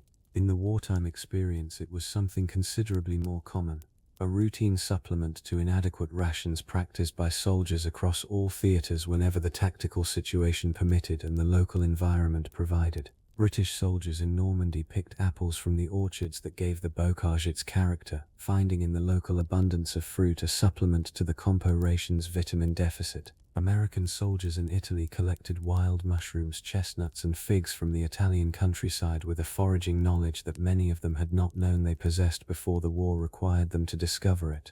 Australian soldiers in the Pacific collected coconuts, tropical fruits, and shellfish with the pragmatic attention to available resources that characterized the best adaptive functioning of military formations across the entire war. None of this foraging was recorded in ration distribution statistics. None of it appeared in quartermaster records. It simply supplemented in ways that were never counted, the official ration's inadequate provision. Fact number 64. The specific ways in which ration design reflected and reinforced the racial and class assumptions of the societies that produced the armies that received them deserve an examination that goes beyond the specific cases already cited. The American military ration of the Second World War was designed primarily by white, middle-class nutritionists and food scientists whose frame of reference was the white American dietary norm. The resulting rations, peanut butter, canned pork, white bread, biscuits, candy, reflected that frame of reference in ways that were visible and occasionally uncomfortable to soldiers from African American, Mexican American, Asian American, and other communities whose dietary traditions differed significantly from the norm the rations expressed. The British compo ration expressed a specifically English lower-middle-class dietary tradition: bully beef, biscuits, tea, tinned fruit pudding, that was culturally recognizable to English soldiers and culturally alien to many of the Indian, Caribbean, African, and Australian soldiers who were also issued it. The German ration's dark rye bread expressed a specifically Central European dietary identity that differentiated it from the white bread cultures of both the Allied and Japanese ration systems. These dietary expressions of national identity were not neutral features of military logistics. They were small, daily assertions of which cultural tradition was normative, and they were experienced by soldiers whose traditions differed from the one being asserted, as one more dimension of an institution that had been designed with someone else in mind. Fact number 65. The liberation of Paris in August 1944 produced a food encounter between American troops and French civilian culture that encapsulated, in concentrated form, the entire contradiction of the Allied war effort's relationship with European food traditions. American soldiers who had been eating C rations and K rations for weeks or months found themselves in a city whose food culture was among the most celebrated in the world, but whose practical food situation after 4 years of German occupation and rationing was severely depleted. The boulangeries lining the Paris streets were operating with flour supplies whose quantity and quality were marginal. The restaurants that had served the German occupation's officers were reopening cautiously for a clientele whose purchasing power was uncertain and whose appetite for celebration was enormous. The Americans who poured through the city brought with them quantities of military rations, chocolate, and coffee that they distributed with a generosity that Parisians received with an emotional complexity: gratitude, relief, national pride, uncomfortable with its own dependence, that the soldiers offering the chocolate could not entirely read. The specific food encounter between American military rations and French civilian food culture in liberated Paris in August 1944 was in miniature the encounter between the two food traditions that would come to define the Anglo-American food culture debate of the subsequent decades. The Americans had better supply chains. The French had better food. Each, in the specific circumstances of August 1944, needed what the other had. Fact number 66. The role of food in prisoner of war culture, specifically in the prisoner communities that formed in German camps for Allied officers, illustrates the way in which the management of food deprivation could be transformed, under certain conditions, from a physiological crisis into a social and creative project. In camps like Stalag Luft III, where Allied Air Force officers were held under conditions that were severe by peacetime standards but that fell well short of the systematic starvation of the Pacific or Eastern European camps, prisoners developed food economies of remarkable sophistication. Red Cross parcels, whose delivery was irregular but whose contents when they arrived included tinned goods, chocolate, dried milk and tea, became the currency of the camp's internal economy, traded against other goods and services with a precision of relative valuation that any economist would have recognized. Prisoners who had no cooking background developed, out of necessity and boredom, expertise in the maximization of available ingredients, combining Red Cross parcel contents with German ration food in combinations that produced results qualitatively superior to either component alone. The specific recipes and techniques circulated in handwritten cookbooks that survive in archive collections today, representing the only culinary literature produced in the entire war by men who were simultaneously imprisoned, inadequately fed, and creatively engaged with the problem of making the most of what they had. Fact number 67. The food memories of the wartime generation were not uniformly negative, and the historical record of military feeding, if it focuses exclusively on inadequacy and deprivation, misses something important about the specific positive food experiences that punctuated the wartime diet, and that veterans remembered with the specific vividness of pleasure against a background of its absence. The unexpected hot meal delivered to a position that had been without food for 36 hours. The tin of peaches discovered in an abandoned farmhouse, cold and sweet and extraordinary against the backdrop of weeks of bully beef. The slice of fresh bread given by a French farmer to a column of soldiers who had not seen bread that was not a hard military biscuit for 3 months. The captured German ration that turned out to contain a surprisingly good tinned liver pâté. These were the specific food pleasures of the wartime soldier's experience, and they were remembered, sometimes across decades, with a vividness and warmth that reflects not only the pleasure of the specific experience but the specific conditions of deprivation against which it registered. The soldier who had eaten sea rations for 6 months and encountered a tin of peaches was not simply eating peaches. He was experiencing in the specific sweetness and cold of the fruit, the entire contrast between the world the war had created and the world he was fighting to return to, compressed into a single sensory moment. That experience was worth remembering. Fact number 68. The food of the home front, the meals eaten by the wives, parents, and children of men in uniform, was shaped by the same global disruption of supply chains and the same institutional rationing logic that shaped military feeding, but translated into a domestic context whose specific constraints and creative responses produced their own food culture. The British wartime recipe literature, the government pamphlets, the Ministry of Food radio broadcasts, the Dig for Victory bulletins, represents the most extensively documented instance of an entire national cuisine being officially redesigned in real time under supply constraints, and its creative achievements were genuine. The wartime British kitchen developed recipes for meatless pies, for carrot-based cakes whose sweetness came from the vegetable's natural sugars rather than rationed sugar, for powdered egg preparations that were nutritionally adequate and texturally unconvincing, and for a range of potato-based dishes that used the one food never rationed to occupy the caloric and visual space of the foods that were. The wartime recipes were not, for the most part, good food in any conventional sense, but they were creative food, produced by people who were managing a genuine constraint with genuine ingenuity, and they represent a specific form of domestic resourcefulness whose scale, replicated daily across millions of British households throughout the war, was extraordinary. Fact number 69. The specific relationship between the food available to soldiers and the food remembered from home, the contrast between the mess tins' contents and the kitchen tables, was one of the psychological dynamics of wartime feeding that food writers and historians have only begun to examine seriously. The sensory memory of home food, the specific smell of a parent's cooking, the particular flavor of a dish associated with a specific occasion or season, was among the most tenacious of the emotional memories that soldiers carried with them, and it surfaced in the specific context of eating with a regularity that the wartime letter and diary literature confirms.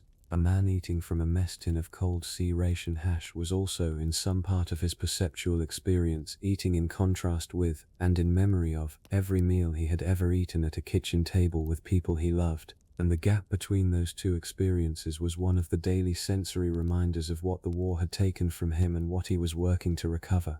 The food memory was not nostalgia in the pejorative sense of a retreat from reality. It was a specific form of emotional orientation, a daily reminder of the specific value of what ordinary life contained.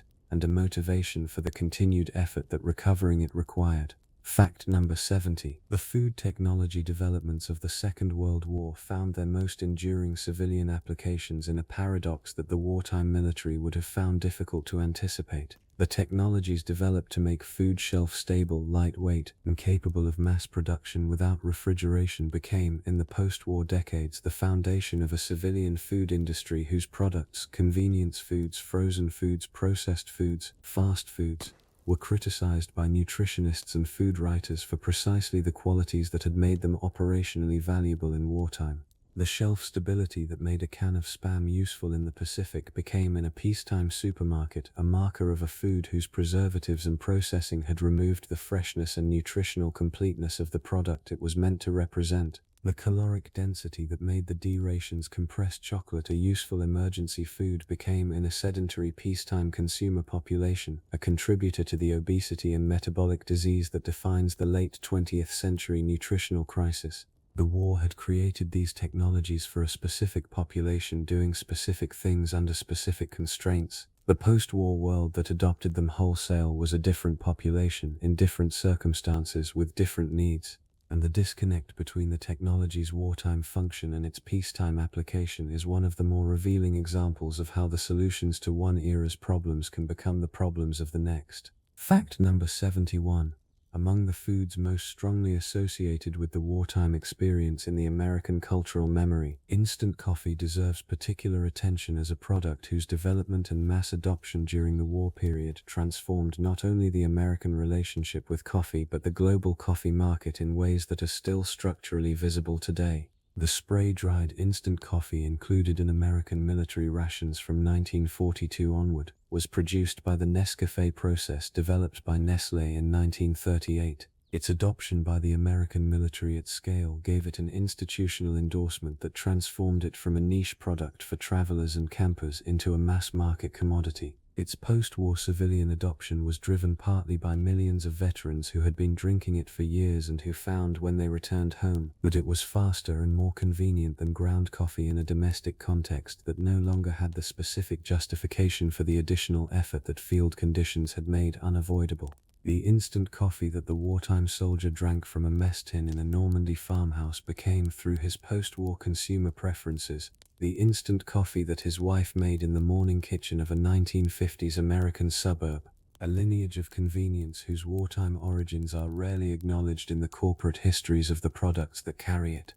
Fact number 72. The food experiences of the Women's Army Corps and of women in other uniformed services of the Allied nations illustrate a dimension of wartime feeding that the standard literature, with its focus on the male combat soldier, has largely overlooked. Women in military service ate from the same institutional supply system as male soldiers in equivalent roles, with the same variations between garrison and field conditions, the same range of ration quality, and the same institutional indifference to preference that characterized military feeding across the board. What differed was the cultural context. Women in military service were eating in an institutional environment that had been designed entirely around male dietary preferences and male caloric requirements. The nutritional standards, caloric levels, protein allocations, portion sizes, reflected those requirements without adjustment for the different physiological needs of female military personnel.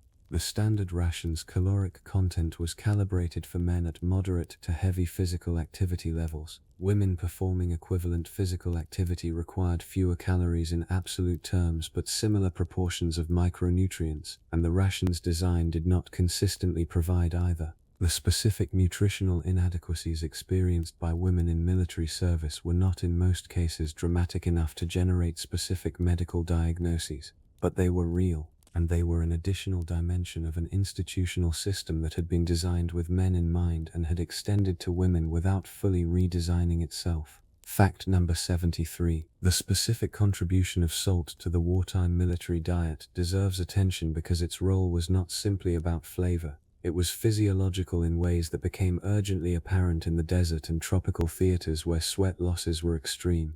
Salt, sodium chloride, is lost in sweat at a rate that in temperatures exceeding 35 degrees Celsius during sustained physical activity can produce sodium deficiency severe enough to cause muscle cramps, nausea, and eventually, in extreme cases, hypernatremia and cardiovascular collapse. The American and British armies in North Africa and the Pacific had both encountered this problem before they understood its cause, watching formations develop widespread muscle cramping and physical collapse in conditions of adequate water access. The puzzle was resolved when the role of sodium replacement alongside water replacement was understood.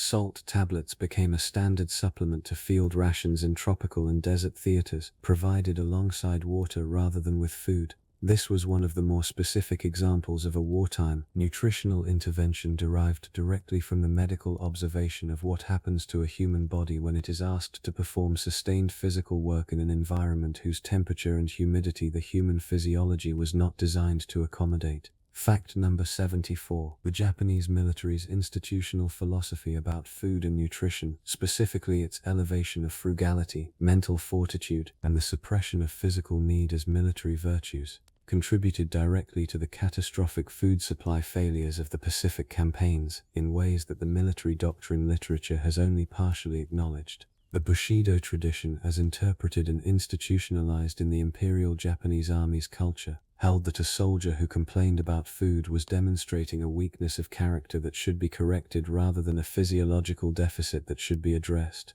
The practical consequence was a command culture in which reporting food shortages was professionally risky, in which soldiers concealed the severity of their nutritional situation from their officers for fear of being judged inadequate, and in which the officers who might have escalated the supply problem upward were themselves subject to the same cultural prohibition against acknowledging physical need as a legitimate operational concern. The result was a systematic suppression of accurate information about the nutritional state of frontline formations.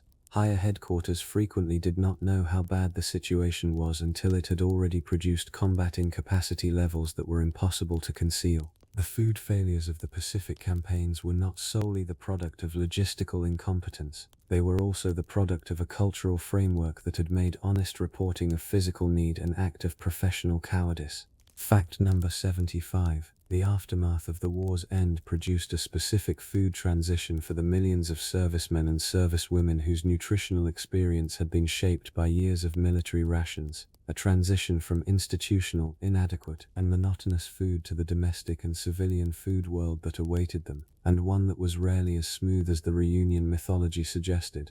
Veterans who had been eating from tins for years encountered the specific sensory dislocation of fresh food with reactions that ranged from uncomplicated pleasure to genuine difficulty. Men who had been on sea rations in the Pacific and who sat down to a family Sunday dinner in the autumn of 1945 sometimes described the experience with the specific quality of sensory overload. Too many flavors, too much variety, too much of everything after too long with too little. The body and palate that had adapted to scarcity and monotony did not immediately readapt to abundance and variety. Some veterans found for months after returning that their appetite had altered in ways they could not fully explain. Specific foods that they had loved before the war had lost their appeal. Specific textures that the ration experience had normalized remained preferences that civilian food culture did not share. The refeeding of an army was like the refeeding of a liberation survivor, a process that required more time and more complexity than the simple restoration of food access could provide on its own. Fact number 76. The specific morale function of sweetness, the presence of sugar, candy, and sweet items in military rations across all armies, reflects a nutritional and psychological understanding of the human relationship with sweet taste that the wartime ration planners had arrived at empirically before the science of reward systems could explain it mechanistically. Every major national army's field ration included a sweet element. The American K rations compressed fruit bars and hard candy, the British compos tinned fruit pudding and boiled sweets, the German rations chocolate and sugar, the Japanese rations ame hard candy. The sweet item was rarely a significant caloric contributor. Its function was not primarily nutritional. It was the sensory equivalent of the hot meals institutional statement, a small daily evidence of something good in a context that provided very little, a brief activation of the pleasure response in a nervous system that the rest of its environment was subjecting to continuous aversive stimulation. Whether the candy worked physiologically, Whether its sugar provided a brief glucose stimulus that had any measurable effect on the soldier's alertness or mood is less important than the consistency with which its absence was noted and resented, and its presence was appreciated by men who had long since ceased to appreciate the rest of what the ration offered. The candy was the ration's claim to humanity. Fact number 77. Among the most significant long-term legacies of the wartime food experience for public health was the discovery, through the Minnesota starvation experiment and through the wartime medical data on malnourished soldiers, that the psychological consequences of food deprivation were as severe and as lasting as the physical ones, and that the restoration of nutritional adequacy did not automatically restore the psychological state that had existed before deprivation. Ansel Keys's starvation subjects showed, even after full nutritional restoration, residual psychological effects, obsessive preoccupation with food, persistent emotional instability, social withdrawal that lasted for months beyond the restoration of their body weight. The parallel observation in wartime veterans, that men who had been severely malnourished during their service showed elevated rates of food-related anxiety, obsessive eating behaviors, and the specific hoarding tendencies that food insecurity produces, was not, in the 1940s and 1950s, understood in terms of the neurological and endocrine mechanisms that subsequently explained it.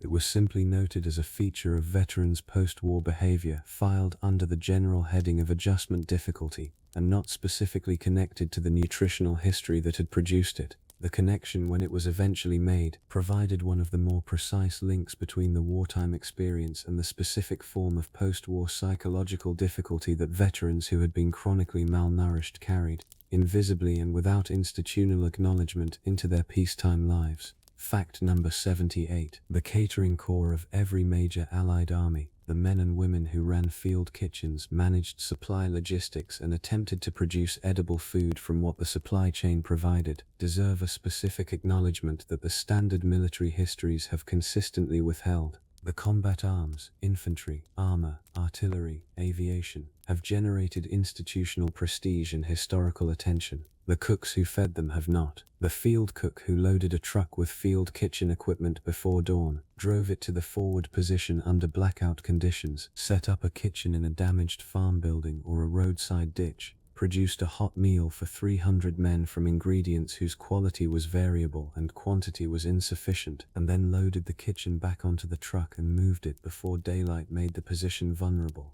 This person was performing a service whose operational value was real and whose physical and logistical difficulty was genuine. They were not awarded medals for it because the army did not give medals for cooking. They were not celebrated in the newspapers because the newspapers wrote about fighters. They were, in the specific economy of military recognition, invisible. This fact is in its way as characteristic of the wartime feeding experience as any other in this series. The people most essential to the daily survival of the soldiers who made the history were the people least likely to appear in it. Fact number 79. The food of occupied East Asia, the experience of civilians in Korea, China, and the occupied territories of Southeast Asia under Japanese administration, produced one of the most extensive and least studied nutritional crises of the entire war, on a scale that exceeded even the European theater's more visible examples. The Japanese occupation's food extraction policies, which redirected agricultural production from local consumption to the Japanese military and the Japanese home front, produced widespread malnutrition across territories whose pre-war food security had been marginal. In Vietnam, which was under joint Japanese and French administration until 1945, a combination of Japanese food extraction, drought, and the disruption of traditional agricultural patterns produced a famine in 1944 to 1945 that killed between 1 and 2 million people. In Korea, whose agricultural output was systematically directed to Japan throughout the war, the civilian diet deteriorated progressively, producing a generation of Koreans whose physical growth metrics reflect the wartime nutritional crisis in a form that medical researchers studying the cohort decades later could still detect. The food of the occupied territories was not a side story to the main narrative of military feeding. It was the main story, expressed in the bodies of the people who experienced it, and in the demographic and public health consequences that outlasted the occupation by decades.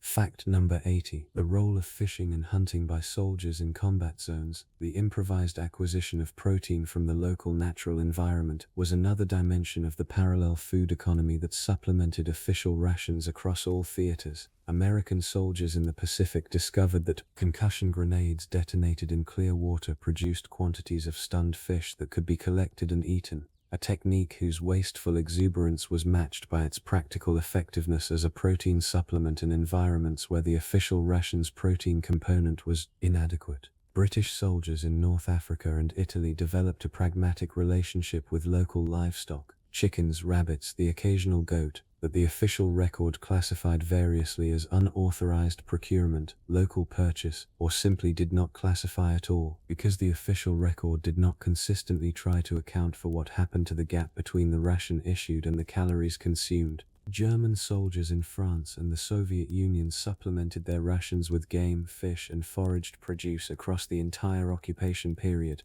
with their officers' knowledge and tacit approval. The formal nutritional record of every major wartime army understates the actual caloric intake of frontline soldiers by the unmeasured contribution of these informal acquisitions, a contribution whose scale and significance varied by theater and formation, but that was, in aggregate, substantial. Fact number 81. The specific emotional relationship that children developed with wartime food, specifically the relationship of children who grew up during the rationing years with the concept of food scarcity and the specific foods that rationing made unavailable, produced a cohort effect that medical and sociological researchers studying post-war populations have documented with growing precision. Children who spent their early developmental years in conditions of food rationing and dietary restriction, particularly in Britain, where rationing continued until 1954, showed in adulthood specific patterns of food behavior whose relationship to their wartime childhood was detectable at the population level. They consumed less sugar and fat than comparable cohorts who had not experienced wartime rationing. They showed lower rates of the specific metabolic disorders associated with overconsumption. They tended in some studies to live slightly longer. The irony that the dietary restriction imposed on British children by wartime necessity had produced in some measurable respects a healthier adult population than the dietary abundance that followed was not lost on the public health researchers who documented it, though it produced in the children themselves a reaction that can be characterized as less than fully appreciative of the wartime diet's long-term benefits. Fact number 82. The specific experience of the field ration in extreme cold, the tactical problem of preventing food from freezing solid before it could be consumed, was one that the wartime military solved with varying degrees of success and ingenuity. The American sea ration tins, which froze to temperatures where the contents became essentially solid at ambient temperatures below -15 degrees, required heating before they were edible. But the heating equipment, the improvised stoves and fuel tablets included in field kits, was sometimes unavailable or impossible to use in tactical conditions.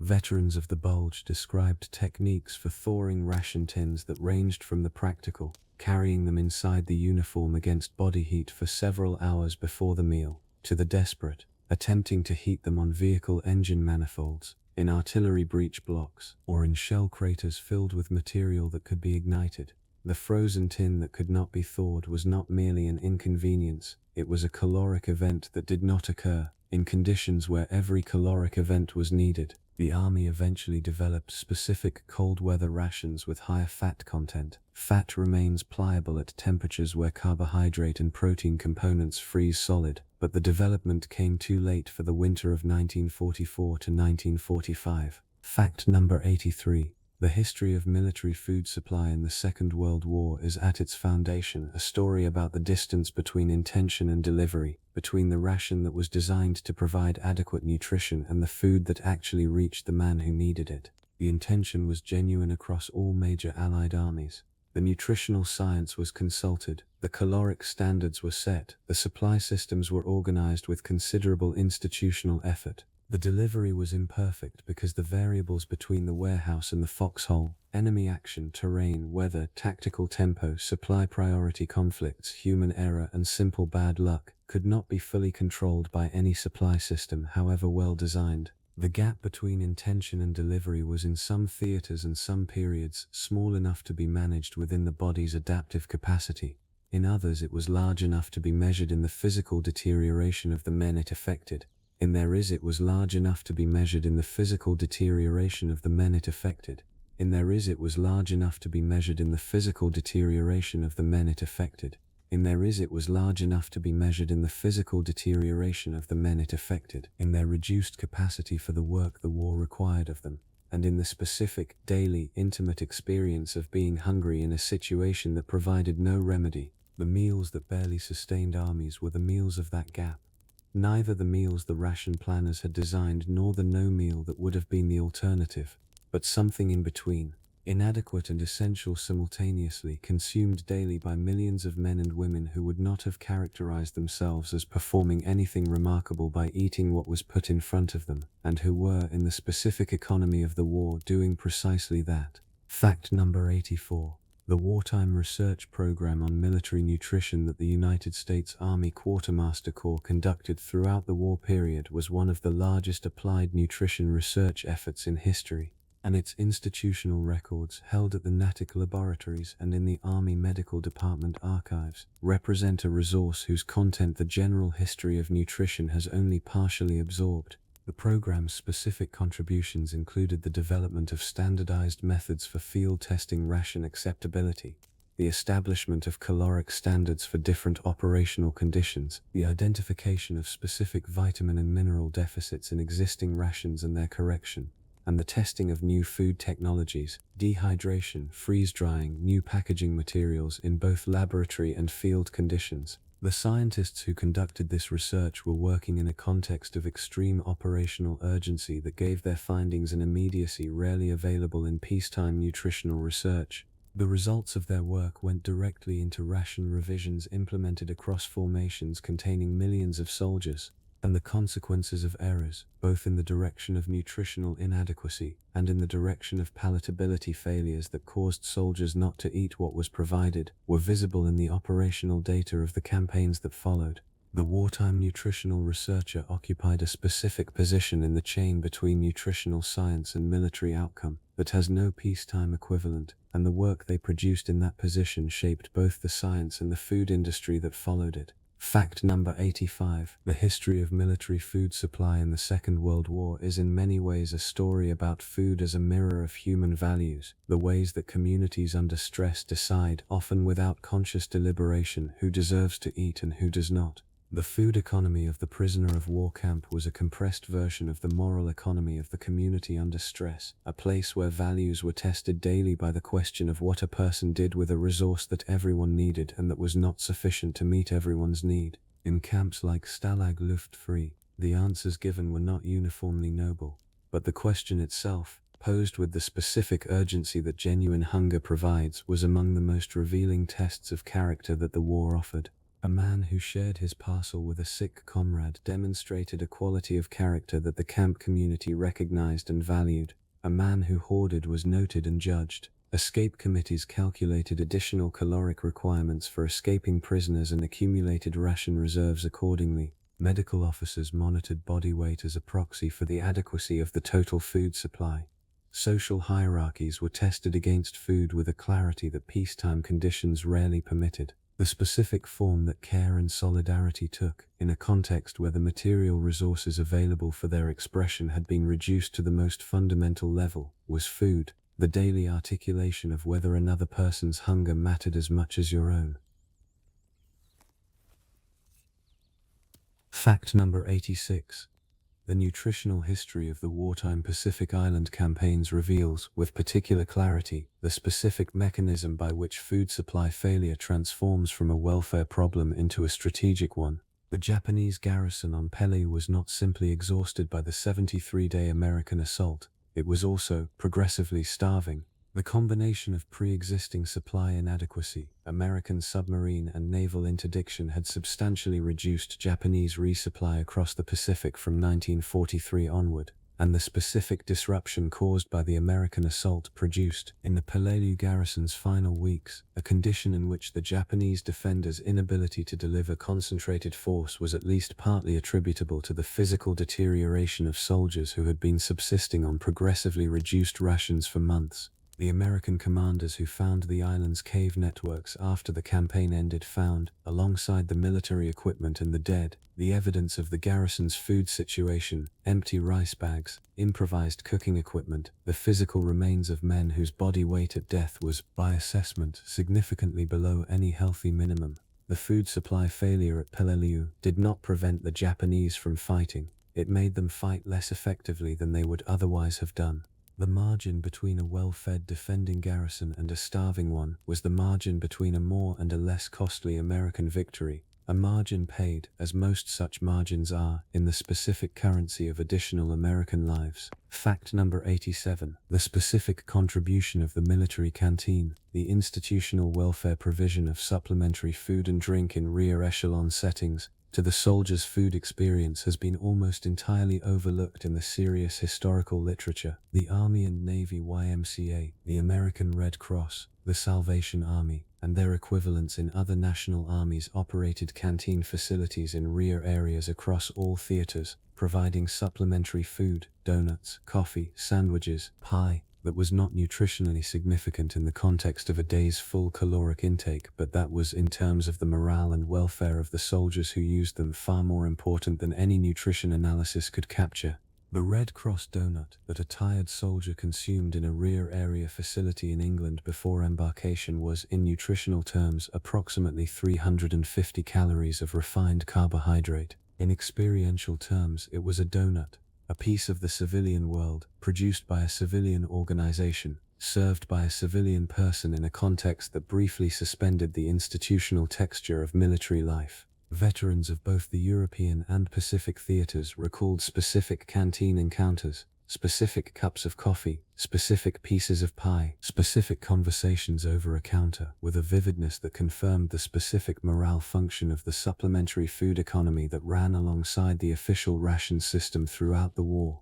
Fact number 88. The convergence of military and civilian nutritional science during and after the Second World War produced the first set of nationally endorsed dietary recommendations in the United States, Britain, and several other Allied nations, a direct institutional legacy of the wartime requirement to establish what a human body actually needed, derived from the wartime experience of providing in many cases less than that amount. The United States National Research Council's recommended dietary allowances, first published in 1941 and revised several times during the war, were explicitly developed in response to military nutritional requirements. The specific vitamins and minerals whose requirements they established, the thiamine, the ascorbic acid, the niacin, the calcium, were the ones whose deficiency diseases the war was actively producing in malnourished soldiers and civilians across multiple theaters. The British equivalent, developed under similar institutional pressures and drawing on similar wartime data, provided the nutritional framework for the post-war food policy of a country whose civilian diet had been officially managed throughout the war.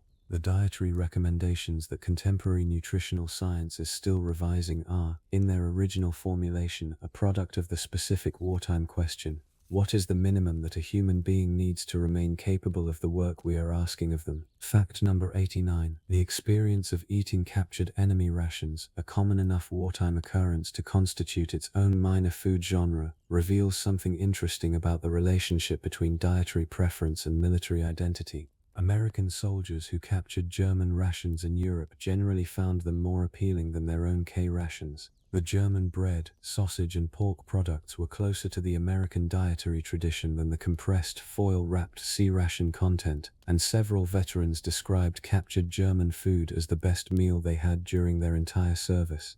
British soldiers encountering German rations in North Africa reported a similar reaction to the German issue of Schmalzkäse, processed cheese in tubes, which was both novel and considerably more palatable than the British cheese ration it temporarily replaced. The paradox, that the enemy's food was sometimes better than one's own, was one that soldiers resolved with the pragmatic humor characteristic of wartime feeding. They ate the enemy's rations, acknowledged their superiority where applicable, and continued to hold the entirely consistent view that the enemy himself was still the enemy. Food loyalty was not national loyalty, and a man who had been eating the same inadequate rations for months had long since ceased to regard culinary patriotism as a relevant consideration. Fact number 90. The specific role of food in the final days of the European War, the period between the Allied crossing of the Rhine in March 1945 and the German surrender in May, was shaped by an irony that several veterans noted in their accounts of the period. The food available to Allied soldiers in those final weeks was in many locations significantly better than it had been during any previous phase of the campaign, because the Wehrmacht's catastrophic logistical collapse meant that military supply depots, food stores, and civilian food supplies were being overrun faster than they could be consumed or destroyed. American and British soldiers moving through Germany in April and May 1945 encountered, in abandoned depots and civilian houses, quantities of food that the preceding months of combat rations had made extraordinary. German civilian food stores, Wehrmacht ration depots, and even, in a specific reversal of the war's normal food economy, Red Cross parcels intended for Allied prisoners who had already been liberated or who had fled their camps before the Allied advance reached them. The soldiers who consumed this food were doing so in the specific psychological context of a war that was manifestly ending, and the food's abundance was both a celebration and a disorientation, the sudden material abundance of a world whose scarcity had been for years their normal condition. Fact number 91. The wartime development of military ration technology produced, as one of its less celebrated but practically significant byproducts, the infrastructure and expertise for what would become in the post-war decades the global food aid system. The logistical knowledge developed during the war for feeding armies in remote and difficult environments, the packaging, preservation, transport and distribution systems, the nutritional standards for emergency feeding, the understanding of what populations experiencing acute food deprivation actually needed, was directly applicable to the problem of feeding civilian populations in post-war food emergencies. The organizations that managed post-war food relief, UNRA, the precursor organizations of the World Food Programme, the American food aid apparatus, drew directly on the institutional knowledge and personnel of the wartime military supply system. The Second World War quartermaster who had managed ration distribution for a corps in the Pacific was, after the war, exactly the kind of institutional expertise that post-war food relief required. The logistical knowledge that had sustained armies barely also, in its post-war applications, sustained civilian populations in the specific emergencies of liberation, displacement and reconstruction that the war's ending produced.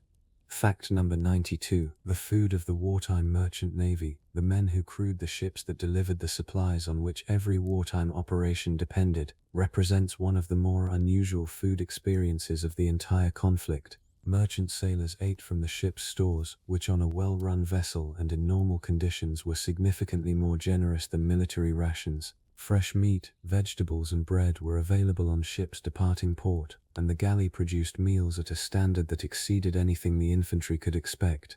The problem was that merchant ships on convoy duty in the North Atlantic were not always in normal conditions. The specific food anxiety of a merchant sailor whose ship might be torpedoed without warning at any moment during any meal was a constant background to a food experience that in purely caloric terms was among the best available to anyone in the wartime military economy. The specific irony of a good meal eaten in full awareness that the ship delivering it might not reach its destination, that the meal that was better than anything the infantry was eating was consumed by men who were, statistically, dying at rates comparable to combat troops, was not lost on the merchant sailors who recorded their experience. It provides one of the more precise examples of the relationship between food adequacy and existential threat that the wartime food history contains. Fact number 93. The transformation of Spam from a wartime military staple into a post-war cultural icon followed a trajectory that no one in the Hormel Foods Company had specifically planned for.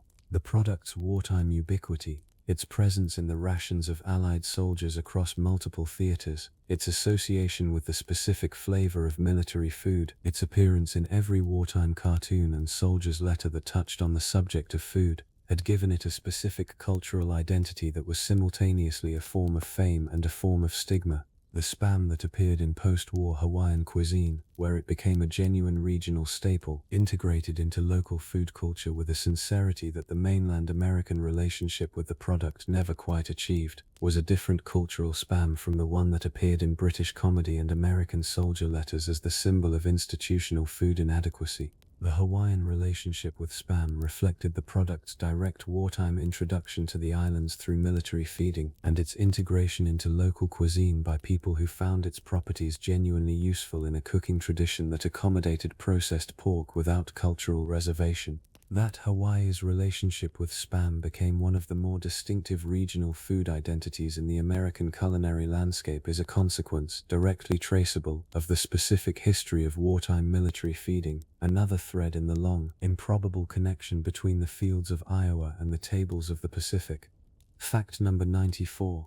The specific role of rice in the wartime food economies of Asia, as the dietary staple of Japanese soldiers and civilians, the default ration of many Southeast Asian populations under Japanese occupation, and the contested agricultural resource that Japanese supply policy systematically extracted from occupied territories, illustrates the degree to which a single food crop can concentrate the entire political economy of a conflict into a single daily act of consumption. The rice that a Japanese soldier ate in 1943 had been grown in Korea, or Taiwan, or the occupied territories of Southeast Asia by farmers whose own access to their agricultural output had been constrained or eliminated by the Japanese military's procurement system. The rice that a Vietnamese farmer did not eat in 1944 because the Japanese occupation had extracted it to feed the military was the same rice, reallocated along a supply chain that prioritized military over civilian consumption with a consistency that produced the famine that killed 2 million Vietnamese. The single grain of rice contains in its small white body the entire supply chain from field to foxhole, the agricultural labor, the extraction policy, the logistical system, the specific political decision about whose hunger mattered and whose could be managed or ignored. The wartime rice economy was not, at its foundation, a food story, it was a power story, and the food was how power expressed itself at the most intimate and daily level available. Fact number 95. The post-war generation's relationship with the specific foods of wartime scarcity, foods that had been rationed, restricted, or entirely unavailable throughout their childhood, was one of the more interesting case studies in what sociologists call scarcity marketing, the amplification of a product's desirability by its unavailability. The British children who had grown up without bananas, which had not been imported to Britain during the war years and which many younger children had never tasted, developed a relationship with the banana when it finally reappeared in British shops in 1946, that several food writers of the period described as disproportionate to the fruit's objective qualities. The banana was, in the wartime imagination of British children, not merely a fruit, it was the specific embodiment of the world that the war had withheld, and its post-war return was experienced with an emotional intensity that the banana itself could not entirely justify, but that the years of absence had made inevitable. The specific foods that returned to British, European, and American tables in the post-war years, the chocolate, the butter, the sugar, the coffee, carried with them the accumulated desire of the years they had been absent, and the pleasure of eating them was proportional not only to their inherent qualities but to the specific memory of their previous unavailability. The war had, inadvertently, made ordinary foods extraordinary, a marketing achievement that no advertising budget could have replicated and that the food industry that followed the war knew better than to attempt to analyze. Fact number 96. The specific food history of the siege warfare that characterized parts of the Pacific Campaign, particularly the prolonged Japanese defensive operations on islands where resupply had been cut, reveals a dimension of human adaptability that sits uncomfortably alongside the other adaptations this series has documented. Japanese soldiers on isolated Pacific islands, cut off from resupply and confronted with the progressive exhaustion of their agricultural supplements, developed techniques for extracting nutrition from the environment that pushed against the limits of what is humanly possible. The systematic cultivation of every available square meter of ground, the collection and processing of insect protein, the extraction of caloric value from materials that conventional food culture would not classify as food. These adaptations were not the product of institutional ingenuity, they were the product of individual and collective desperation in a situation that institutional failure had produced. The men who implemented them were, by the time they did so, in the late stages of malnutrition, performing the mental work of nutritional improvisation with cognitive resources that the malnutrition itself had significantly reduced. That they succeeded in extending their survival, even briefly, is a testimony to the persistence of the adaptive capacity that the wartime experience documents across every dimension of human functioning. But they did so in conditions of abandonment by the institution that had placed them there, is the moral dimension of the story that the adaptive success should not be allowed to obscure. Fact number 97. The specific legacy of the wartime food experience in the bodies of the generation that lived through it extended, through a mechanism that epigenetic researchers began investigating seriously in the 1990s, into the generation that followed.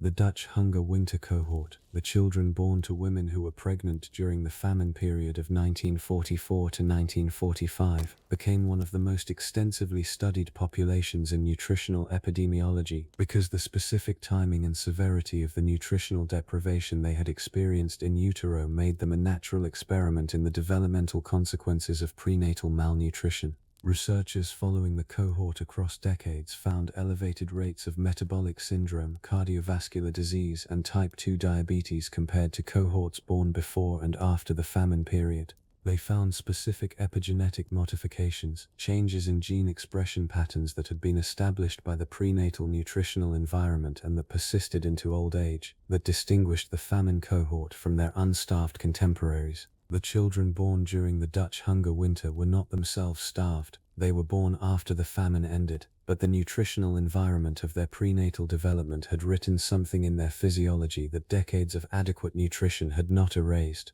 The food history of the Second World War did not end in 1945. It continued, in the specific biochemistry of a generation's bodies, for as long as those bodies lived.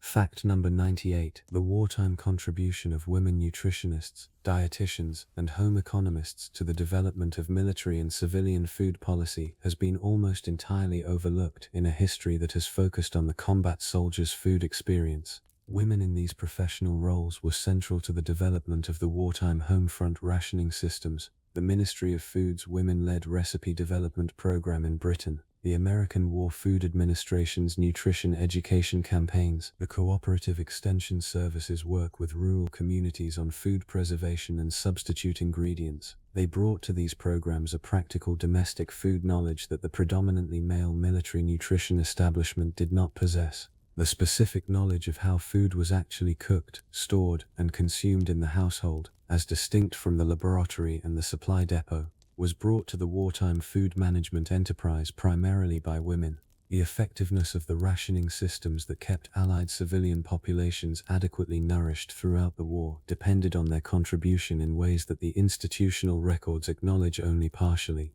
The woman who developed the recipe for carrot fudge that made the Ministry of Food's sugar rationing more tolerable was performing a service to the war effort as real as any supply logistics decision, and she was performing it with less institutional recognition and no possibility of a medal. Fact number 99. As this series approaches its end, one dimension of the wartime food story deserves specific attention for what it reveals about the relationship between material deprivation and social solidarity, the specific ways in which the sharing of inadequate food under difficult conditions created social bonds between people who might otherwise have had no particular reason to be connected. The sharing of a ration in a foxhole, the deliberate division of a food supply between two men, neither of whom had enough, was an act whose social meaning exceeded its nutritional dimension by a significant margin. It was a statement of equivalence, a practical recognition that the other person's hunger was as important as one's own, a daily renegotiation of the relative weight of individual need and collective obligation.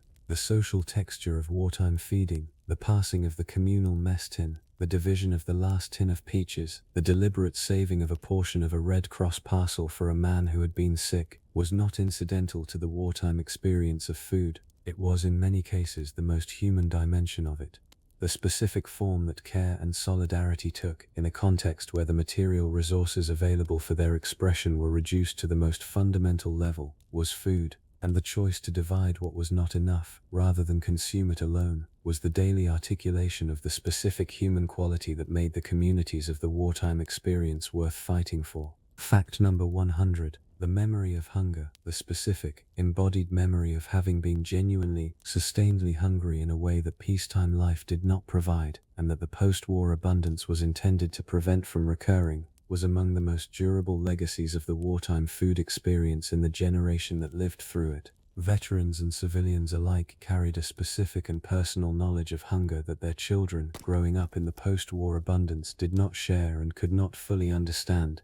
This knowledge expressed itself in the specific food behaviors already noted: the hoarding tendencies, the waste avoidance, the systematic consumption of everything on the plate, and in a deeper, less visible way, a permanent awareness of the difference between adequacy and abundance that colored the generation's relationship with the post-war plenty they had survived the war to enjoy.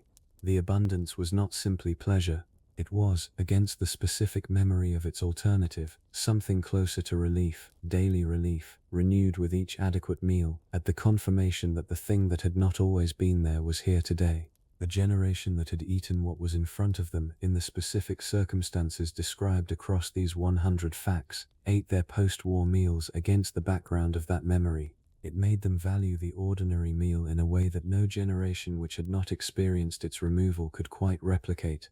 Fact number 101. On the morning of the 8th of May, 1945, and on the 2nd of September 1945, somewhere in the world a soldier opened the last military ration of his war. It may have been a C-ration tin, cold and slightly dented, consumed in the back of a truck moving through a German town whose name he would never remember. It may have been a British Army biscuit soaked in tea, eaten in a military camp in Germany on a morning when the radio had finally confirmed what everyone had been waiting to hear. It may have been a mess tin of buckwheat kasha, heated over a fire in a Berlin suburb, consumed by a Red Army soldier who had been fighting since 1941, and who had eaten in those years whatever came to hand and sometimes nothing at all. Whatever it was, the man who ate it knew, as he ate it, that it was the last one, that the thing he had been sustaining himself through was over, and that the next meal would be a different kind of meal, eaten in a different kind of world. He probably did not appreciate the final military ration in any aesthetic sense. He ate it because he needed the calories, because the habit of eating what was available when it was available had been deeply enough established that it operated without ceremony.